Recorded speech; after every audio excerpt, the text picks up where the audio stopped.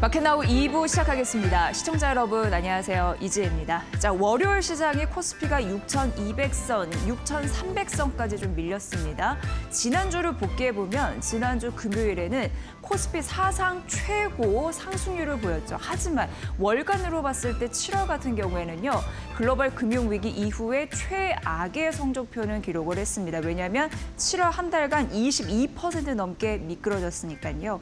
그런 부분을 감안을 했을 때 해외 증권사에서는 우리나라의 코스피를 보면서 전반적으로 레버리지 청산 이후에 그래도 지수대로 봤을 때 저가 매수에 대한 매력은 있다라고 판단을 하더라고요.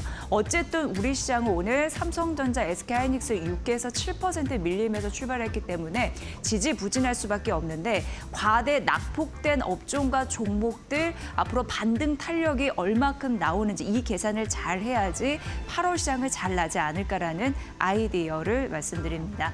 자, 오늘 시장에서 에코프로 PM이 많이 밀리던데요. 이 장중에 12% 넘는 급락세를 보이기도 했습니다. 현재는 8에서 9% 낙폭을 기록하거든요. 결국 실적과 맞물리면서 갈 수밖에 없는 흐름들, 이 때문에 주가도 밀리는 흐름들이 있어서 이 부분을 좀 풀어보도록 하겠습니다.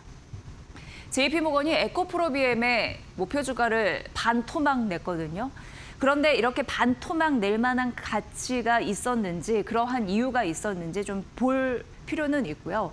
뒤에서 조금 더 확인해 보겠지만 국내 증권사도 에코프로 BM의 실적단에서의 분석을 하면서 목표 주가를 내리는 흐름들이 있었지만 이렇게 반토막까지는 아니었습니다. 그래서 그 부분을 비교 분석해 보시면 될 것 같습니다. 일단 에코프로 BM 주가 반토막 났다고 말씀드렸는데 투자 의견 또한 낮췄거든요. 그러니까 JP모건에서는 투자 의견이 이전에 중립이었는데 이거를 이제 비중 축소로 더 낮췄고 기존은 목표 주가가 12만 원이었는데 6만 2천 원까지 내려잡은 흐름들이 나타났습니다. 물론 에코프로 BM이 2분기 실적이 좋지 않았습니다. 기대치를 하회했거든요. 미국 쪽 그리고 유럽 쪽 EV 캐소드라고 하는 거는 캐소드가 배터리 양극재를 얘기하는 거거든요. 그리고 미국 쪽 전기차 시장 안 좋죠. 그리고 유럽 같은 경우에도 전기차 양극재 쪽 그런 매출이 부진하다 보니까 2분기 전반적으로 기대치보다 좋지 않은 실적을 기록을 했습니다. 지금 이렇게 많이 빠진 이유가 사실 이쪽에서도 찾아볼 수 있는 가능성이 있습니다. 왜냐하면 ESS양 매출이 급감할 가능성이 있거든요. 그러니까 삼성 SD 같은 경우에 에코프로 BM이 고객사였는데 에코프로 BM뿐만 아니라 포스코 퓨처 M도 고객사로 둘 가능성이 있다라는 것을 JP모건에서는 추정을 했습니다. 그렇다 보니까 양극재 듀얼 소싱이라는 거는 고객사를 양쪽에 두고 우리가 한번 제품을 공급받아 보겠다라는 건데 이건 에코프로 BM 쪽에서 한국 기업과의 또 다른 경쟁 체계를 알리는 거기 때문에 물량 출하에 대한 감소, 그러니까 팔리는 부분에서도 좀 그런 부분에서 좀 희석이 될 가능성이 있습니다. 그래서 이런 부분이 주가 하락의 촉매제가 될 가능성이 있다. 왜냐하면 2분기 실적 안 좋았는데 또 고객사 관련해서 경쟁 관련한 그런 흐름들이 있기 때문에 이 부분을 좀 말씀드리고요. 원통형 캐소드 매출이라고 해서 캐소드는 배터리 양극재 말하는 거라고 말씀드렸는데 이 부분의 매출이 전분기 대비해서 30% 가깝게 는 흐름들은 그래도 긍정적이거든요. 그런데 여기서도 단서 하나 붙습니다. 뭐냐면 포스코 퓨처엠이 만약에 이쪽으로도 진입을 할 수 있을 경우에 에코프로 BM의 물량과 수익성 또 타격을 받을 수 있겠죠. 이런 흐름 때문에 JP모건에서는 목표 주가를 반토막 냈다라는 점 말씀드리면서 다음 페이지 넘어가 보도록 하겠습니다. 2차전지 관련주에서는 하나증권의 리포트를 눈여겨보게 되는데 물론 여기도 목표 주가를 떨어뜨렸습니다. 그 이유에 대해서 먼저 좀 말씀드릴까요? 전기차 시장이 좀 둔화되면서 어쩔 수 없이 3원기 양극재 출하량 이런 부분이 떨어지다 보니까 실적을 기대치보다 좀 낮춰야 되는 흐름들이 있습니다. 그래서 원래는 더 먼 미래를 바라보면서 주가에 좀 반영을 하면서 목표 주가를 이런 부분으로 좀 조정을 했는데 이제는 먼 미래를 보는 게 약간 뭐랄까 주가를 반영할 수 있는 근거가 좀 떨어지기 때문에 2028년도를 바라보면서 이렇게 목표 주가를 좀 떨어뜨렸습니다. 그럴 수밖에 없는 상황이고요. 지금 인도네시아 니켈 재련소 가치는 미반영됐습니다. 그래서 앞으로 주가가 좀 이렇게 탄력적으로 오를 수 있는 이유는 실적 이런 부분을 반영이 되면 그때 주가는 좀 반등할 수 있다라는 건데 아직은 주가에는 이런 부분에 실리지 않았다는 단서 하나는 좀 참고를 해보시면 될 것 같고요. 지금 목표 주가를 떨어뜨린 이유는 하반기입니다. 하반기에 증이익이 드라마틱하게 되지는 않을 것이다라는 가능성은 있습니다. 왜냐하면 배터리주 같은 경우에는 2년, 3년 정도 실적에 선반영되면서 가는 게 보통 공식인데요. 2028년 수주가 그 반영이 본격화되면서 주가가 갈 것으로 예상이 되기 때문에 어쨌든 상반기 이렇게 좋지 않았는데 하반기도 증액이 어느 정도 좀 제한될 것이다라는 가능성은 언급이 되고 있고요. 2분기 일단 흑자 전환됐지만 63% 1년 사이에 좀 깎인 흐름들은 있었고요. 3분기 같은 경우에도 흑자는 지속될 것으로 보이지만 감익은 좀 불가피한 것으로 나타났습니다.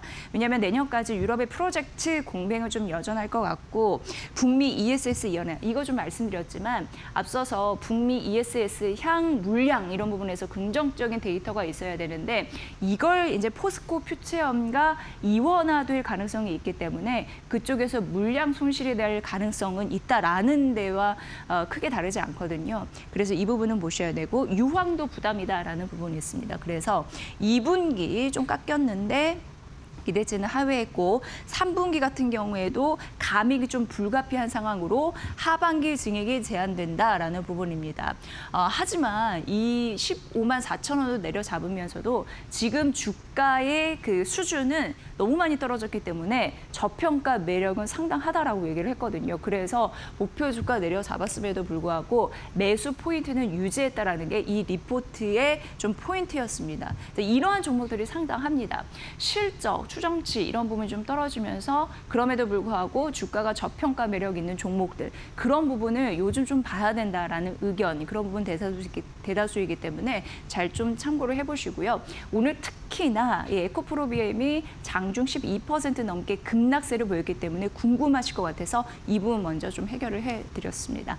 자, 현재 시간 10시 7분 지나고 있고요. 시황 상황 보고 나서 머니코드 이어가겠습니다. 한혜정 캐스터 전해주세요. 네, 8월의 첫 거래일 양시장 흐름이 엇갈리고 있습니다. 전장에서 많이 올랐던 반도체 종목들 위주로 차익 실현 매물이 출하되고 있는데요. 현재 구간 어떤 흐름 보이고 있을지 트레이딩 맵을 통해 조금 더 자세히 살펴보도록 하겠습니다. 오늘 코스피 시장 대부분의 종목들이 차갑게 포착이 되고 있습니다. 특히 반도체 투톱이 동반 약세 보이고 있는데 전장에서 거의 20% 가까운 시세를 좀 분출했던 만큼 오늘은 좀 쉬어가는 분위기입니다.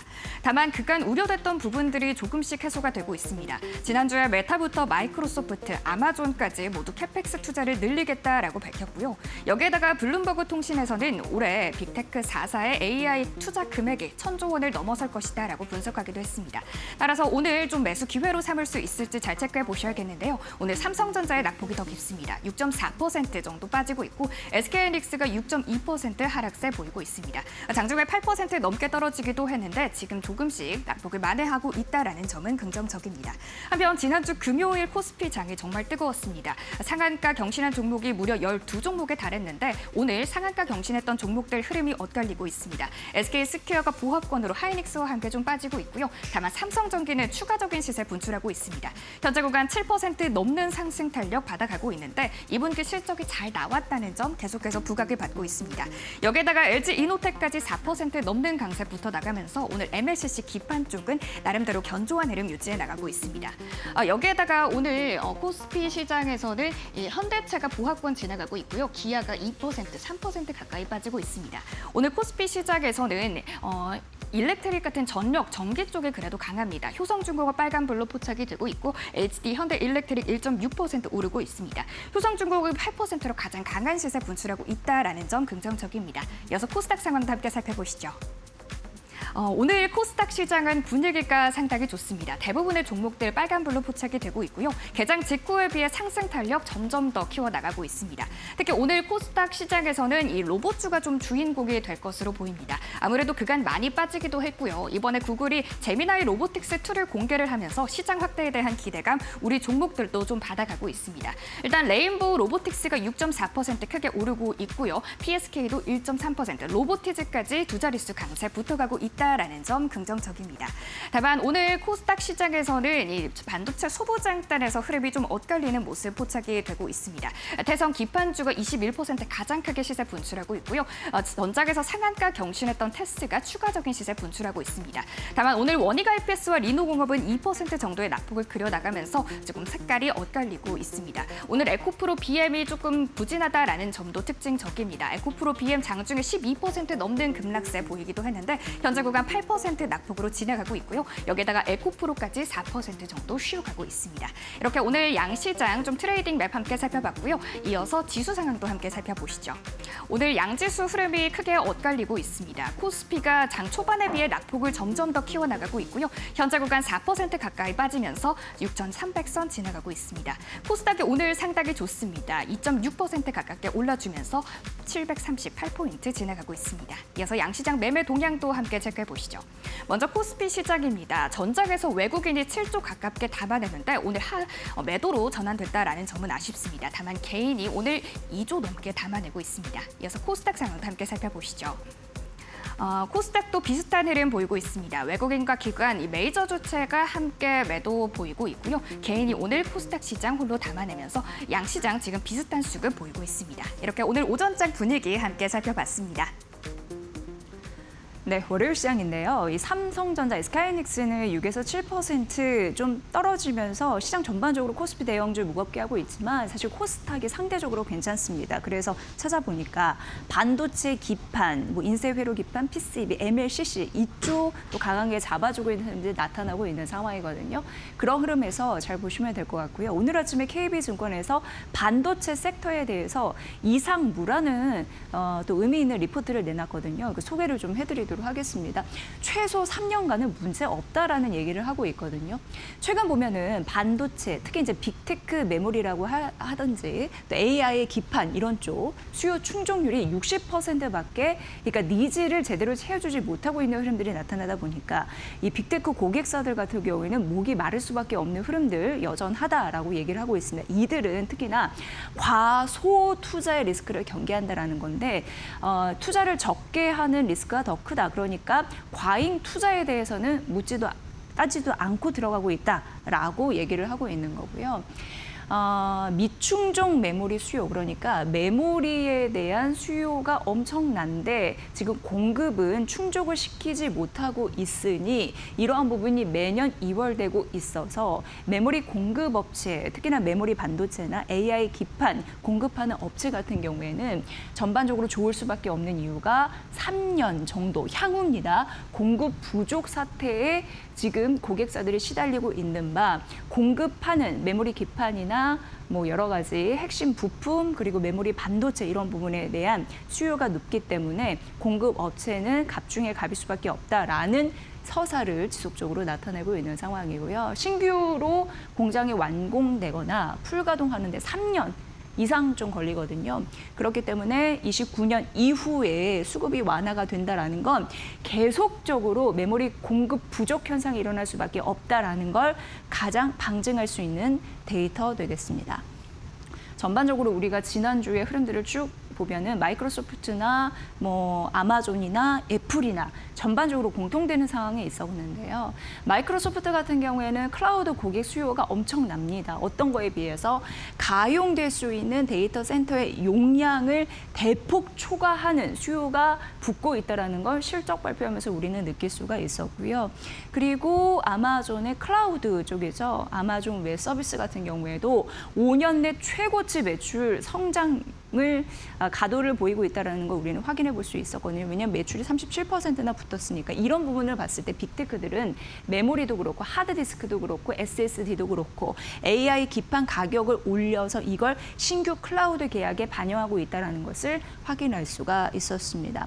애플 같은 경우에는 지금 처절하죠. 왜냐하면 제품 공급에 대한 수요는 많은데 제품 수요는 많은데 이게 원하는 만큼의 제품을 자신들이 조달할 수 있을지는 아직 미지수입니다. 왜냐하면 이런 부분에서 많이 가격이 오르기 때문에 이런 부분을 갖고 제품을 만들어야 되는 애플 입장에서는 난항을 겪을 수밖에 없습니다. 그래서 완제품을 만들어내는데 공급이 제약이 걸릴 수가 있으니 아이폰 프로 조금 더 신모델이죠. 이런 부분을 출하하는데 조금 더 신경을 쓸 수밖에 없는 그런 상황으로 있는 거죠. 그래서 뭐 예를 들어서 메모리 반도체 주는 괜찮을 수 있지만 애플 같이 고비용 부담을 가져야 되는 업체 입장에서는 조금 힘들 수밖에 없는 흐름들. 그렇기 때문에 K 부품 업체는 오히려 반사 이익을 오히려 가져갈 수 있다라는 계속해서 비슷한 얘기를 해드리고 있는 상황입니다. 그래서 역시 KB증권에서는 반도체 최선호주를 삼성전자, SK하이닉스, 삼성전기, LG이노텍으로 언급을 했는데 이제 3분기입니다. 3분기 같은 경우에는 삼성전자나 SK하이닉스의 주주 환원 정책이 조금 더 구체화될 가능성이 있어서 여전히 긍정적이라고 언급을 했거든요. 그래서 반도체는 최소 3년간 괜찮다라는 의견에서 흔들리지 않는 목표 주가 제시했으니까 이 부분도 참고해 보시면 될 것 같습니다. 네, 그리고 이제 조선주 오늘 살펴볼 텐데 아침에 나온 증권사에 굉장히 좀 의미가 있었습니다. 왜냐하면 최근 지수가 많이 떨어졌고 섹터의 주가도 많이 떨어졌고 그래서 과대 낙폭된 그런 섹터. 그러면 반등할 수 있는 여력은 뭐가 있을까? 계산기 두드리시잖아요. 그런 의미에서 조선주 커버를 하고 있는 SK증권의 한승환 연구원의 리포트가 좀 눈에 띄었습니다. 이 부분을 좀 소개해드리도록 하겠습니다. 연구원님 안녕하세요. 네, 안녕하세요. SK증권 한승환 연구원입니다. 네, 정말 조선주도 대표적으로 낙폭 과대 섹터입니다. 그런데 적극적으로 지금은 매수 타이밍이다라고 리포트에서는 언급이 돼 있더라고요. 그 결정적인 이유 분석 부탁드릴게요. 네, 일단 뭐 올해 조선 3사 분기 합산 영업이익만 놓고 보자면은 1분기 1.6조 원에서 2분기 2.1조 원까지 30% 급상승을 했는데 오히려 이제 시가총액 같은 경우는 5월 24일에 146조 원 최고점을 찍고 7월 31일 95조 원까지 단 2개월 만에 35% 급락을 하는 상황입니다. 근데 조선 3사의 12months 그러니까 12개월 선행 PER로 보자면은 15배 미만까지 떨어진 상황이거든요. 이는 조선업 주가 상승 사이클 시작된 23년 4월 이후에 가장 낮은 멀티플을 받고 있다라고 봐주시면 좋을 것 같습니다. 그러면 뭐 펀더가 무너진 것이냐? 이는 아닙니다. 수주 장교 규모가 과거 제2차 슈퍼사이클 구간에서 최고점인 5,227만 CGT 대비해서 15% 정도밖에 감소하지 않은 상황이고 당시 조선 3사 합산 영업이익의 최고점이 6.6조 원에 그친 반면에 향후 예상되는 조선 3사의 합산 영업이익이 컨센서스 기준으로 올해만 6.2조 원이고 내년에 9.7조 원 그리고 2028년에는 13.6조 원으로 수익성은 과거 고점 대비 약 2배까지 높아질 것으로 보고 있거든요. 그리고 더군다나 뭐 최근에는 AI 데이터 센터 사행정 중속 엔진이라든지 플로팅 데이터 센터 SMR 특수전 사업까지 추가적인 이제 기존 상선에서 탈피해서 기초 성장 체력을 더 가져가 줄 수 있는 신사업 성장 동력까지 확보할 예정이기 때문에 과거와 전혀 똑같지 않은 오히려 더 좋은 펀더를 가져가고 있다라고 봐주시면 좋을 것 같고 이는 기자재 종목 또한 마찬가지입니다. 보통은 기자재 종목들이 조선사 종목 대비해서 더 높은 멀티플을 받던 게 당연시 됐어 왔는데 지금 뭐 엔진 종목들 같은 경우는 12개월 선행 PER 기준으로 거의 10배에서 뭐 12배 수준까지 감소하면서 조선사 종목보다 지금 낮아진 상황이거든요. 뭐 결론적으로는 조선하고 기자재 종목 모두 다가 실적 지금 우상향하고 있고 이익은 뭐 사상 최고 사이클 향해 가고 있고 수주장고라든지 선가 등 기초 체력 안정적인데 주가만 단기간에 좀 수급 문제로 급락한 상황이라서 상승 사이클 시작된 23년 4월 이후에 최저 수준까지 떨어진 전형적인 낙폭과대 국면이다라고 판단하고 있기 때문에 지금 밸류에이션은 뭐 지금 안정적인 펀더멘탈 그리고 추가적인 성장 잠재력까지 충분히 반영시키지 못한 주가 레벨이다. 그렇기 때문에 조선업 낙폭 과대 국면이고 사야 한다. 라는 비중확대 의견을 계속해서 유지하고 있습니다. 네, 들어보니까 정말 많이 떨어졌네요. 그러니까 2달 새 35% 조선주가 폭락을 했고 이 수준이 23년 4월 이후에 최저치라고 하니까 많이 떨어진 건데 그렇다면 조선주 V자 반등이 가능할 수 있는 하반기 모멘텀 궁금하고요. 탑픽 종목까지 제시 부탁드릴게요. 네, 올해 하반기 조선주 모멘텀은 실적 당연히 안정적으로 성장세 이어나갈 전망이고요. 여기 아까 말씀드린 신성장 동력들, AI 데이터 센터양 사행정 중속 엔진 캐파 증설이라든지 플로팅 데이터 센터 SMR 그리고 미국 함정 사업 같은 이런 모멘텀들이 붙어가면서 주가 상승세 이어나갈 수 있다라고 보고 있고요. 조선사 종목 중에 탑픽은 방금 말씀드린 신성장 동력을 통해서 구조적 성장이 전망되기 때문에 HD 현대중공업을 제시를 드리고요. 조선 기자재 종목 중에는 가동률 상승, ASP 상승 효과, 그리고 안정적인 수주 잔고 및 수주 실적 보여주지만 현재 조선사 종목보다 낮은 멀티플 갖고 있는 엔진 업체인 하나엔진 그리고 HD 현대 마린 엔진을 조선주 최선호주로 제시를 드립니다. 네, 조선주 관련해서는 3가지 탑픽 종목을 친절하게 언급을 해주셨습니다. 앞으로 실적도 괜찮아질 가능성이 있고 그리고 많이 떨어진 때한 저평가 관련주이기도 하고 AI 데이터 센터향 모멘텀이 성장 동력으로 또 추가가 될 가능성이 있군요. 앞으로 잘 오를 수 있을지 지켜보도록 하겠습니다. 조선주 그리고 조선 기자재 섹터까지의 매력 봐주셨습니다. 잘 들었습니다. 네, 감사합니다. 네, SK증권의 한승한 연구원의 분석 자세하게 말씀드렸습니다. 앞으로 조선주 섹터에 관한 긍정적인 모멘텀이 있을 때 여러분께 또 소개를 해드리도록 하겠습니다. LG화학 앞서서 제가 에코프로 BM이 오늘 뚝 떨어진 이유에 대해서 실적에 대한 문제 브레이크가 걸렸다라는 말씀드렸는데 추가적으로 LG화학도 좀 소개를 해드리면 좋을 것 같습니다. 일단 긍정적으로 첨단 소재, 그러니까 2차 전지 관련주 눈에 띄시죠. 여기에서 상저하고 그러니까 하반기는 좀 좋겠다라는 의미로 받아들이시면 될 것 같고요. 37만 원 목표 주가를 유지를 했네요. 일단 석유화학 같은 경우에는 하반기에 좀 이익이 떨어질 것으로 예상됩니다. 왜냐하면 LG화학 같은 경우에는 석유화학 섹터도 좀 중요하게 더해지기 때문에 이 부분을 좀 첨가를 했고요. 저가 납사 효과가 소멸됐다라는 건 사실 이제 상반기에 저가 납부타, 그러니까 원료가 좀 쌌거든요. 그래서 실적이 좀 좋았는데 이제 이 효과를 보지 못합니다. 그래서 하반기에는 약간 좀 무게감이 좀 느껴질 가능성이 석유화학 섹터는 있습니다. 다만 이제 중동 설비 쪽 타격을 입었잖아요. 뭐 가동이 중단되고 나오지 않고 이제 그런 흔들이 있었는데 그래서 전쟁 이전 대비했을 때 수급은 어느 정도 좀 개선된 흐름들이 나타납니다. 왜? 공급 과잉 이슈가 좀 줄어들었기 때문에 이렇게 파악하시면 될 것 같고요. 자, 첨단 소재 2차 전지 섹터 안에서 볼 그런 이슈인데 하반기에는 상반기는 마이너스 230원, 그러니까 적자 났지만 1,175억 원을 좀 흑전하는 흐름들이 나타납니다. 양극재 같은 경우에는 3분기 말부터 GM 물량이 좀 증가가 되면서 신규 고객사 고객사 쪽에 이제 판매가 되면서 긍정적으로 실적이 개선될 가능성이 있는 거고요. 여기 보시면 출하량 상반기에 좀 달라지는 거, 가동률도 좋아지는 거 보입니다. 근데 4분기 같은 경우에는 가동률이 거의 최대 40%까지 늘어나니까 엄청이 적자 폭이 확 줄겠다 이렇게 보시면 될 것 같습니다. 그러니까 적자가 많이 개선이 되면서 실적이 개선되는 흐름들 LG화학에는 나타나 주겠다라는 부분이고요.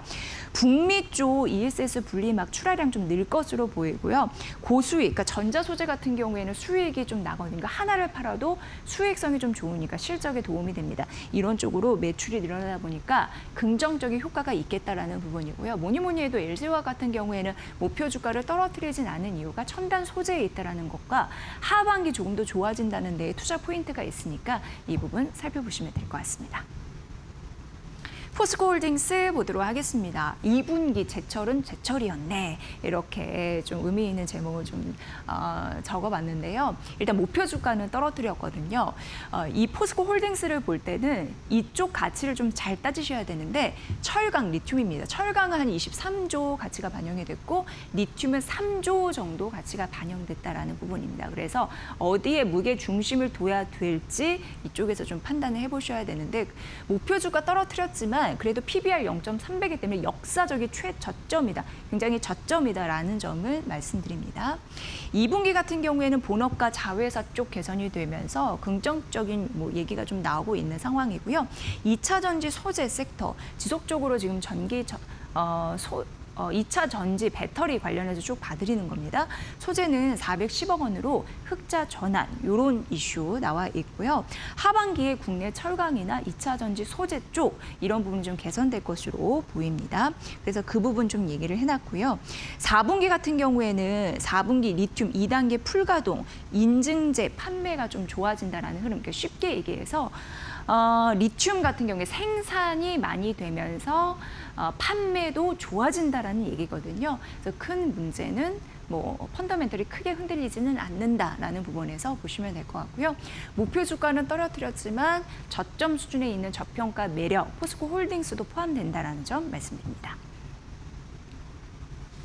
네, S&T 모티브 보도록 하겠습니다. 지금 성장률이 낮는데 이렇게 낮아 보일 때가 매수의 기회다라고 언급이 돼 있습니다. 그러니까 많이 떨어진 만큼 오늘의 머니코드는 우리가 저점 매수할 수 있는 종목들이 뭐가 있을까 이런 포인트로 스토리텔링을 짰다고 보시면 될 것 같고요.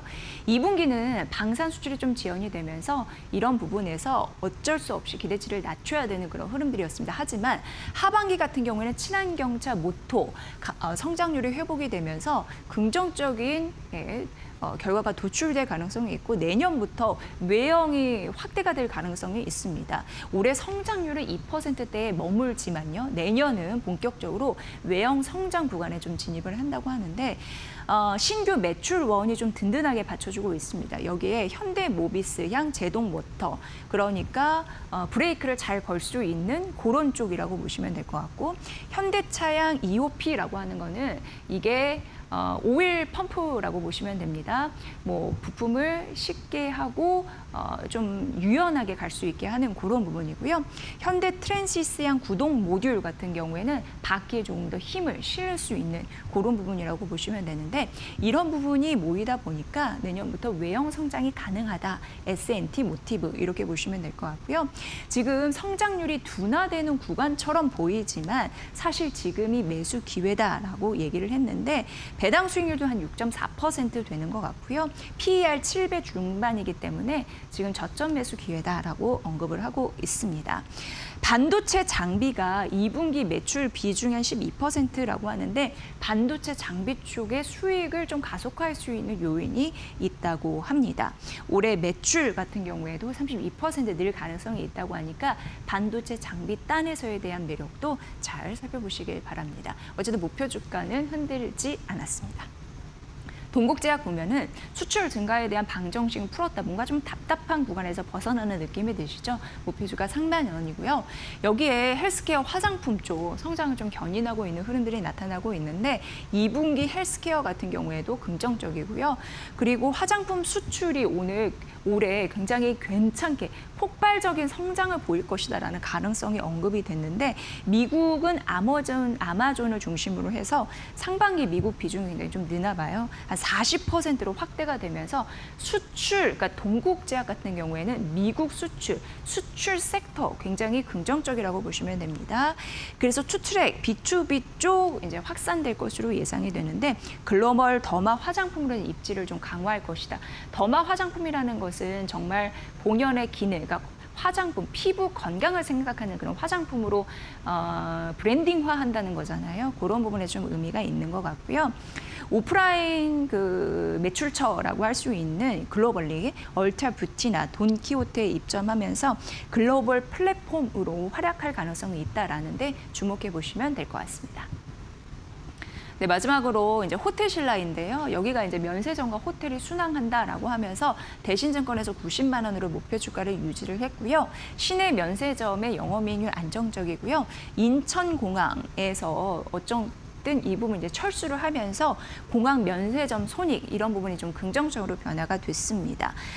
결과적으로 시내점, 인천공항 그런 실적 때문에 전사 실적이 좋아질 가능성이 지속될 수 있다라는 부분, 그러니까 대신증권이 호텔신라를 긍정적으로 바라본 이유는 면세점과 호텔에 있다라는 점 다시 한번 강조해드립니다. 오늘 호텔신라까지 알아봤습니다.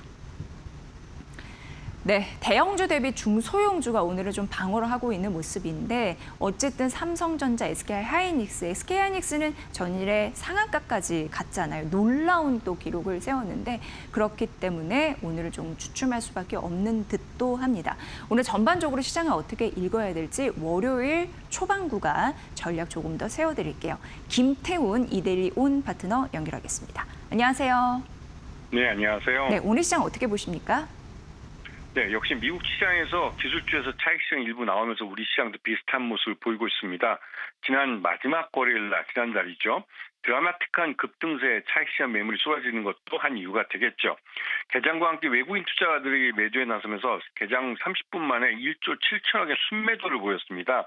이 정도 쏟아낸 수익은 역시 삼전 릭스라는 대형주들에서 집중적으로 차익 실현 매물을 내놓은 것이죠. 하지만 전반적으로 지금 시장의 흐름은 완전히 바뀐 겁니다.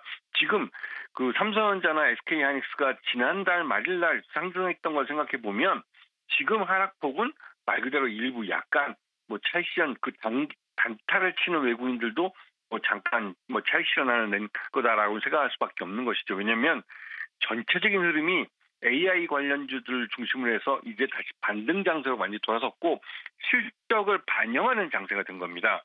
여기서 반도체와 피지컬 AI가 하반기 주도주로 이제 다시 또 올라서는 모습이고 특히 로봇주들의 강세가 눈에 떠 있는데요. 이 로봇주들은 레인보우 로보틱스와 보스턴 다이내믹스가 파일럿 양산을 하반기 중에 예정하고 있어서 이제 이런 부품주들이 실제 실적을 내는 종목으로 전환이 된다는 겁니다. 그런 면에서 이 로봇과 함께 로봇을 움직이는 데 있어서 2차 전지는 반드시 필요하죠. 즉 로봇 배터리 시장이 새롭게 열리면서 삼성 SDI나 LG 에너지솔루션도 2분기 실적 회복에 대한 그 단초를 이번에 2분기 실적 발표 때 보여줬습니다.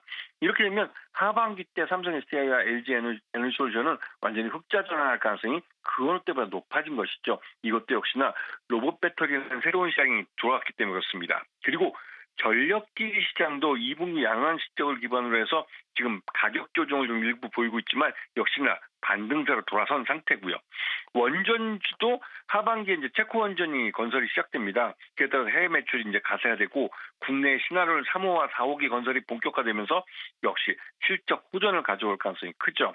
거기다가 이 원전주뿐만 아니라 조선주들도 지금 실적 대비해서 낙폭이 큰 상황이라 저평가 구간에서 마음 놓고 매수할 수 있는 가격대입니다. 지난 7월에 대폭락과 마지막 거래의 대폭등의 수급이 꼬여있는 상황을 다시 한번 확인하면서 이제 정상적인 시장으로 전환되고 있는 실적 우량주들을 담아야 할 때 그런 때가 바로 지금이고 이런 실적 우량주들이 결국 2분기 상반기 내 실적이 좋은 종목들이 연말까지 실적을 좋게 가져갈 수 있기 때문에 지금 이런 실적 우량주들을 담아야 할 그런 때입니다. 네, 반등이 기대가 되는 섹터들 꼽아주셨습니다. 오늘의 관심주 어떻게 가볼까요?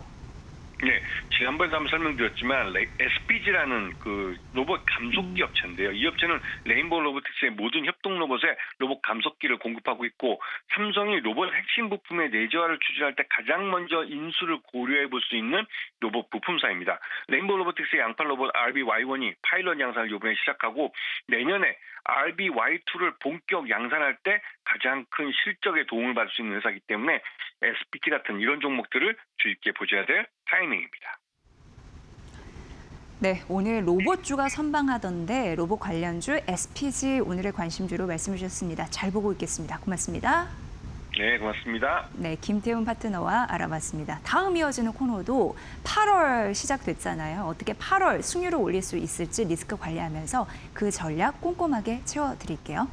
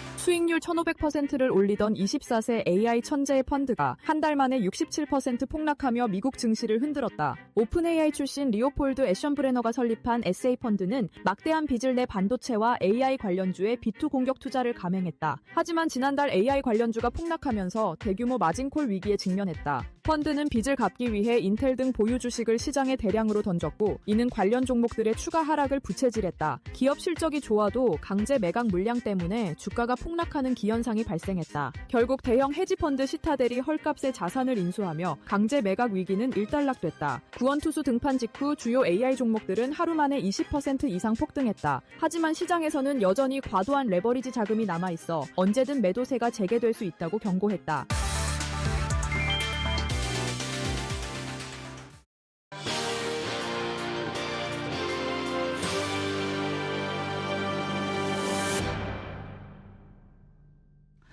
오늘 월요일장은 대형주와 중소형주가 엇갈리고 있는 상황인데요. 8월 시작입니다. 어떻게 또 한 달을 잘 놔야 될지 8월 초의 전략 좀 세워드릴게요. 오늘 이완수 그레너리 투자자문 대표 모셨습니다. 대표님 어서 오세요. 안녕하십니까. 네. 지난주 금요일은 그렇죠. 정말 코스피 역사상 최고의 상승률을, 최대의 상승률을 보였습니다. 그런데 7월 한 달간 봤을 때 너무 많이 빠져가지고 그렇죠. 금요일이 확 살렸다 하더라도 평균 전수로 봤을 때 글로벌 금융위기 이후에 최악의 성적표를 기록을 했습니다. 그렇죠. 그리고 오늘 출발을 한 거거든요. 네. 근데 아니나 다를까 삼성전자, SK하이닉스가 너무 많이 급등하다 보니까 하루 1일 전. 맞습니다. 근데 이게 또 갈 길은 멀긴 하거든요. 네. 그러다 보니까 오늘 자체적으로 대형주는 좀 힘을 잃는 흐름들은 보이고 있는데 그렇죠. 네. 궁금한 거는 8월 주식 비중을 좀 자신 있게 확대해야 될지 네. 바닥은 지난 건지 궁금합니다. 일단 저는 무조건 확대를 해야 된다. 대신에 이제 뭐 레버리지는 좀 그만 쓰시고요. 네. 실물 위주로, 본주 위주로 좀 한번 많이 보시면 될 것 같다 생각이 들고요. 가장 큰 이유는 뭐 제가 딱 요 한마디만 그냥 말씀을 드릴게요. 더 이상 국내 주식시장에서 매도할 주체가 없어요. 더 이상 팔 사람들이 없어요. 네. 왜냐하면 뭐 외국인들 지금 보시면 투자자들 보면 코스피 비중 40%까지 지금 낮춰놨고요. 네. 그다음에 삼성전자 46%, SK하이닉스 50% 이렇게 지금 점유율을 다 낮춰놨거든요. 이게 어느 정도 수준이냐면은 삼성 같은 경우는 2013년 이후에 최저치예요. 외국인 투자 비중이. SK하이닉스 올해 연초에 평균적으로 한 54% 갖고 왔는데 지금 50%까지 낮춰놨어요. 그러니까 외국인들 입장에서 봤을 때는 이미 이제 지역별 ETF라든지 뭐 이머징 마켓, 아시아, 그다음에 뭐 코리아 ETF뿐만 아니라 산업별 ETF 있죠. 뭐 테크 ETF라든지 아니면은 뭐 반도체 ETF, AI ETF 뭐 이런 ETF들이 보면 지금 한국에서 했던 투자 비중, 그다음에 삼성과 SK 투자 비중은 지금 제가 보기에는 가장 낮게 지금 유지하고 있는 상태이기 때문에 일단 팔 사람들은 다 팔았다. 외국인들도. 그다음에 기관 투자가들도 저희 국내 같은 경우에 국민연금, 연기금 같은 경우는 20.8%까지 사실 상향조 해놨잖아요. 근데 뭐 그렇게 할 필요 없이 벌써 지금 주가가 빠지면서 네네. 자동으로 비중 조정이 돼버렸어요. 그러니까 지금은 사야 된다. 지난주 일주일 내내 지금 국민연금 매수한 거 보셨을 거예요. 그다음에 개인들. 마지막에 개인들이 패닉셀 했어요. 제가 보기엔. 팔고 나서 지금 뭐 JP모건이 그 얘기를 했어요. 코리아 레버리지 90% 이상 다 청산됐다. 네, 너무 싸다. 저평가다. 그렇다 보면 지금 더 이상 이제 팔 사람이 누가 있을까? 네, 갖고 있는 주식도 없고 지금 팔 주식도 없고 그렇다 보면 당장은 안 사더라도 분명히 뭐 세계 주체들이 다들 지금 비중을 이제 높여야 되는 딱 타이밍에 와 있거든요. 그런 타이밍에서 본다라고 하면 저는 8월 달에는 일단은 본주를 좀 들고 계시면은 충분히 외국인이든 기관이든 개인 투자가든 저희들은 셋이 다 살 것 같아요. 네. 예, 앞으로 이제 매도 쪽으로 더 이제 비중이 확대된다라고 하면은 시장이 그동안 좀 많이 급락했던 부분들을 어느 정도 회복하는데 충분하지 않을까 이렇게 지금 보고 있습니다. 네. 그러니까 대표님은 8월 되게 긍정적인 시장을 생각하시는 거네요. 지금까지 어렵게 버티셨던 분들에게 좀 기회가 올 수 있을지 궁금한데요. 일단 7월 굉장히 힘들었고 우리가 이제 8월 시작하는 길목에서 더 팔 사람이 없다라는 그렇죠. 일단 긍정적인 네. 포인트 하나는 건졌고 어차피 많이 떨어졌기 때문에 기술적인 반등은 어느 정도 있을 텐데 이게 의미 있는 반등이 좀 이루어져야지 그렇죠. 우리가 예전에 꿈꿨던 만까지 갈 거 아닙니까? 네, 그럼요. 지금 아직 6,000포인트입니다 또. 네. 쭉 내려왔는데 의미 있는 반등의 시그널 언제쯤 나타날 수 있을지 어떤 요소가 있어야 될까요? 저는 뭐 시그널이 8월 달에는 나올 것 같고요. 아까 말씀드린 가장 큰 건 외국인 매수세가 지속돼야 돼요. 네. 그냥 뭐 일시적으로 나오는 게 아니라 지금은 사실 매도세가 없다는 거에 일단 만족을 하지만은 8월 달에 이제 매수세로 전환하는 모습을 보여야 될 것 같고요. 그게 그냥 단발적인 게 아니라 외국인들이 이제 꾸준하게 매수를 이어가는 게 중요할 것 같고요. 특히 이제 여태까지 지역별 ETF죠. 국내에 이제 투자를 했던 뭐 네. 이머징 마켓 ETF, 아시아 ETF, 뭐 코리아 ETF 당연히 제가 보기엔 지금 워낙 비중이 낮기 때문에 이제 매수가 눈에 보일 것 같고요. 두 번째는 이제 산업별 ETF예요. 글로벌 산업별 ETF 보시면 글로벌 테크 ETF라든지 글로벌 반도체 ETF, 글로벌 AI ETF 이런 분들이 이런 그런 비중에서 사실 삼전이나 SK 하이닉스가 보통 종목당 최대 한도를 다 채워놓고 있거든요. 네. 한 20% 정도 다 들고 가고 있어요. 10%씩 해서. 그렇다 보면 사실 이러한 이제 산업별 ETF도 제가 보기에는 이제 충분히 지금 매도가 된 상태이기 때문에 다시 비중을 또 맞춰놔야 되는 상황이 또 들어가 있기 때문에 양쪽에서 외국인들만 충분하게 꾸준하게 국내 수급이 좀 들어온다라고 그러면은 그러면 저는 이제 두 가지 효과가 볼 수 있을 것 같습니다. 왜냐하면 대형주 위주로 일단 다시 시장이 지수를 끌어올릴 수 있을 것 같고요. 그리고 두 번째는 개인 투자가들이라든지 기관 투자가들이 여태까지 그 외국인 투자가들이 던졌던 삼전 SK 하이닉스 대형주를 이제 받아낼 필요가 없어요. 네네네. 그렇다 보면은 여유 자금이 하긴 그렇죠. 이제 있는 자금을 갖고 이제는 순환매를 돌릴 수 있다. 코스닥이라든지 아니면 저희가 알고 있는 반도체 이후의 종목에 저평가되는 부분을 살 수 있는 여지가 생기거든요. 그러면 두 번째 파트를 보신다면 순환매가 가능해질 수 있는 여지까지 생기기 때문에 지금은 저는 가장 중요한 게 일단 외국인들이 국내 시장에서 이제 꾸준하게 매수하는 거.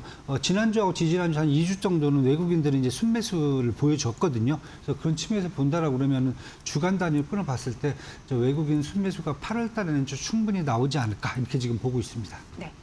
AI 투자도 좀 여쭤봐야 될 것 같습니다. AI 투자냐, 수요 문제냐, 또 팽팽하게 항상 갈 네. 것으로 예상이 되는데 사실 이제 반도체 같은 경우에는 뭐 우리는 뭐 좋은 얘기는 계속 들어봤고 그럼 의미 있게 정말 잘 가기 위해서는 이것도 강력한 내러티브가 좀 필요하지 않느냐라는 생각이 자연스럽게 들거든요. 우리가 몰랐던 뭔가가 하나 빵 터지거나 그렇죠. 네. 아니면 뭐 기술적인 반등 수준에 멈추지 않을까라는 좀 불길한 생각도 들고 어떻게 보세요? 일단은 사실 제가 시장에 한 두 가지가 필요할 것 같아요. 우리가 반도체는 기본적으로 AI 인프라 사업이거든요.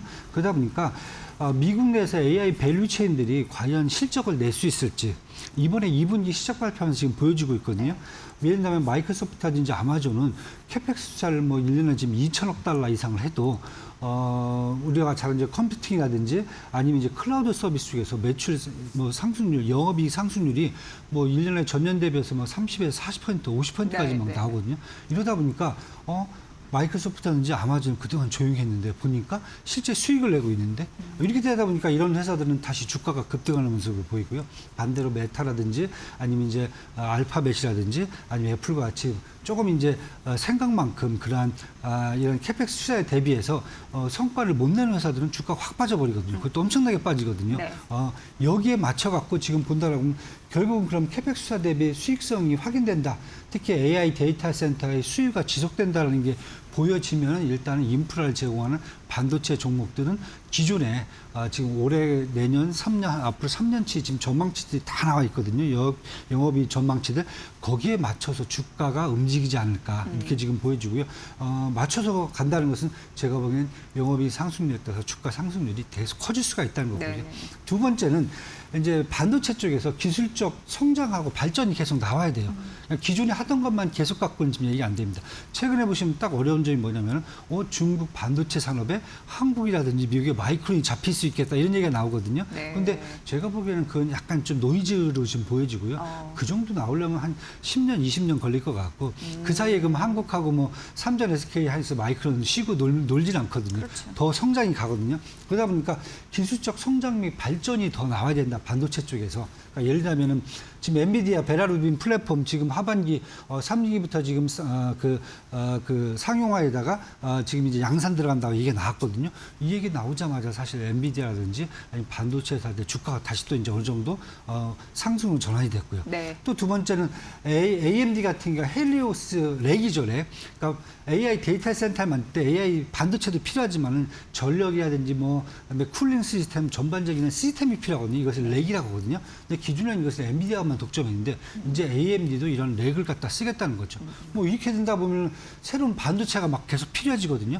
우리가 기존에 중국이 계속 따라올 수 있도록 만들어놨던 그런 범용 반도체가 아니라 이제는 하이엔드 반도체 쪽, 예를 들어 뭐 PDDR라든지 뭐 DDR7, GDDR, HBM4E 이런 새로운 반도체들이 계속 나와줘야 그래야 반도체 산업 자체가 뭐 당연히 이 가격도 올라갔지만 공급도 늘고 기술적 성장에 따라서 이 수요 시장이라든지 파일이 더 커지는 이런 모습으로 갈 수가 있거든요. 그래서 최근 들어서 이런 현상들이 계속 나오기 때문에 제가 아까 중국을 좀 노이즈라고 말씀드린 게 중국 아직 검증도 안 됐고요. 기술적 검증도 안 됐고요. 상용화도 안 됐고 예. 일단 하겠다라고 하는 거기 때문에 그런 측면에서 본다라면 지금 아직까지 삼전, SK 하이닉스, 마이크론 그다음에 뭐 엔비디아, AMD 중심의 앞으로 이제 반도체 시장은 기술적으로 더 커질 수도 있고 그것을 계속 이제 AI 밸류 체인들이 실적을 통해서 증명해주지 않을까. 요거 두 개만 있어서 저는 앞으로 장기 사이클을 유지하는 데 전혀 문제가 없다 이렇게 지금 보여주고 있습니다. 네.